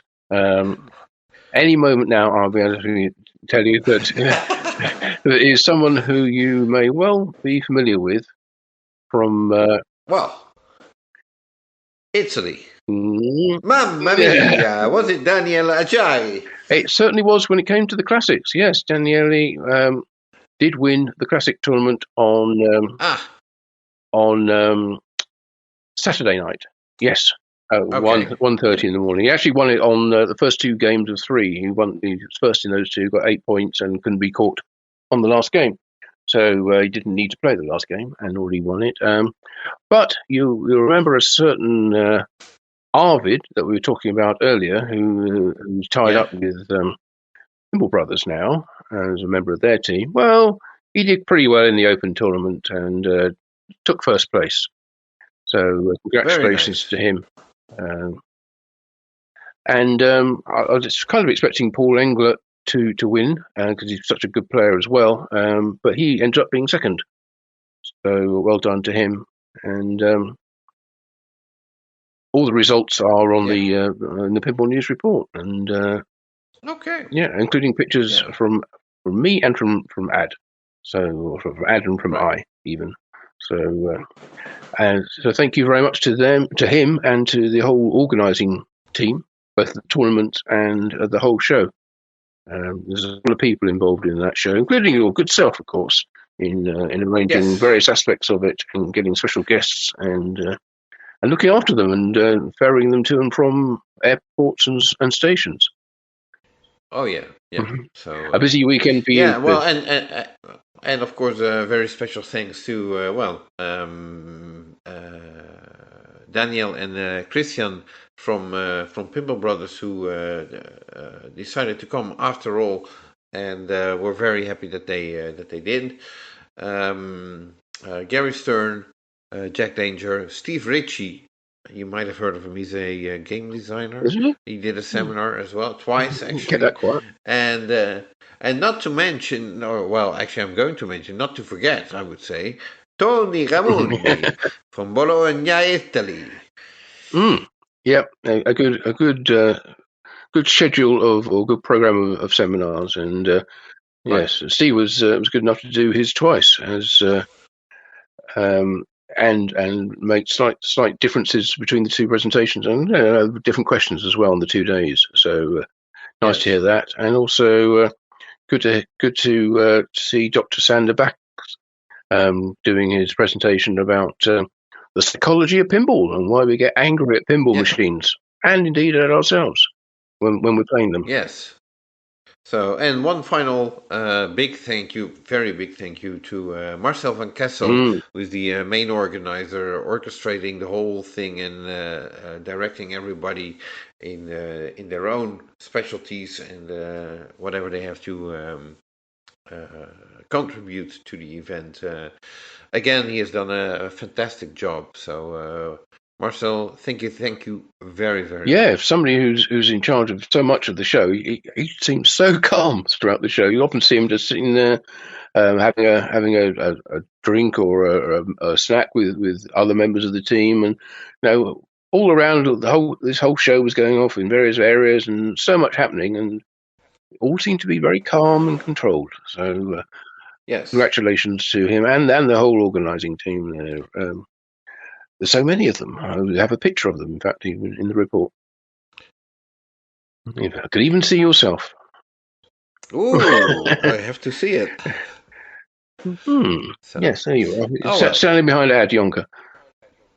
And next to Marcel. Right, so, yeah. So, anyway, also present at the Dutch Pinball Open, I'm going to make a bridge to the next item on our list. Was Pin Sound. From France, actually not represented by Nicolas or his brother, but by Alain and a few others, and they have a special promotion currently running for Black Friday. Buy 3, get 1 for free. That's it. Yeah, that's a little bit of a tongue breaker, but buy 3, get 1 free. Yes, that's right. So if you go to their website and buy any 4 items, and the cheapest one is free. If you use the promotion code BF2025, I'm assuming it means Black Friday, dash B3G1, as in buy 3, get 1. And as I said, cheapest item is free. Didn't say, as far as I could see, exactly when this offer ended. There's a Black Friday, Cyber Monday promotion. But if you were wanting to get some pin sound components for your games, get over there and buy them now, and you can get a free one. Yeah, maybe we should advise them to, if they're doing this again, not to use the code B3G1, because that implies that you buy 3 and you get 1. Yes. Yeah. No, buy 3, get 1 for free. So we buy 3, get 4. Yeah, exactly. That's what it probably should be. So get 1 for free. So buy. Anyway, that's a little detail. Check for the correct code. BF2025-B3G1. Yes, remember all that. Good. I'm sure if you just go to the Pintown website, it tells you what to type in anyway. Assuming the offer's still running when you get there. Okay, other news. Well, we've covered Ryan Claytor's Elephant Eater Comics annual dispatch publication and the Kickstarter that he ran to help publicise that and to launch it. And, of course, he was at Pinball Expo with the one and only draft copy of it for people to have a look at. Well, that's all been printed, and all the orders for people who backed the Kickstarter project have been fulfilled, so they've all been sent out. Now, extra copies have been printed, which means it's now available to order directly from the Elephant Eater Comics website. If you want to do that, of course, you don't get into the backer perks that you could have had if you'd backed it in the first place, but you can certainly get full copies of the annual dispatch from Ryan through the Elephant Eater Comics website. So if you put that in, I'm sure you'll be able to find it through your favoured search engine.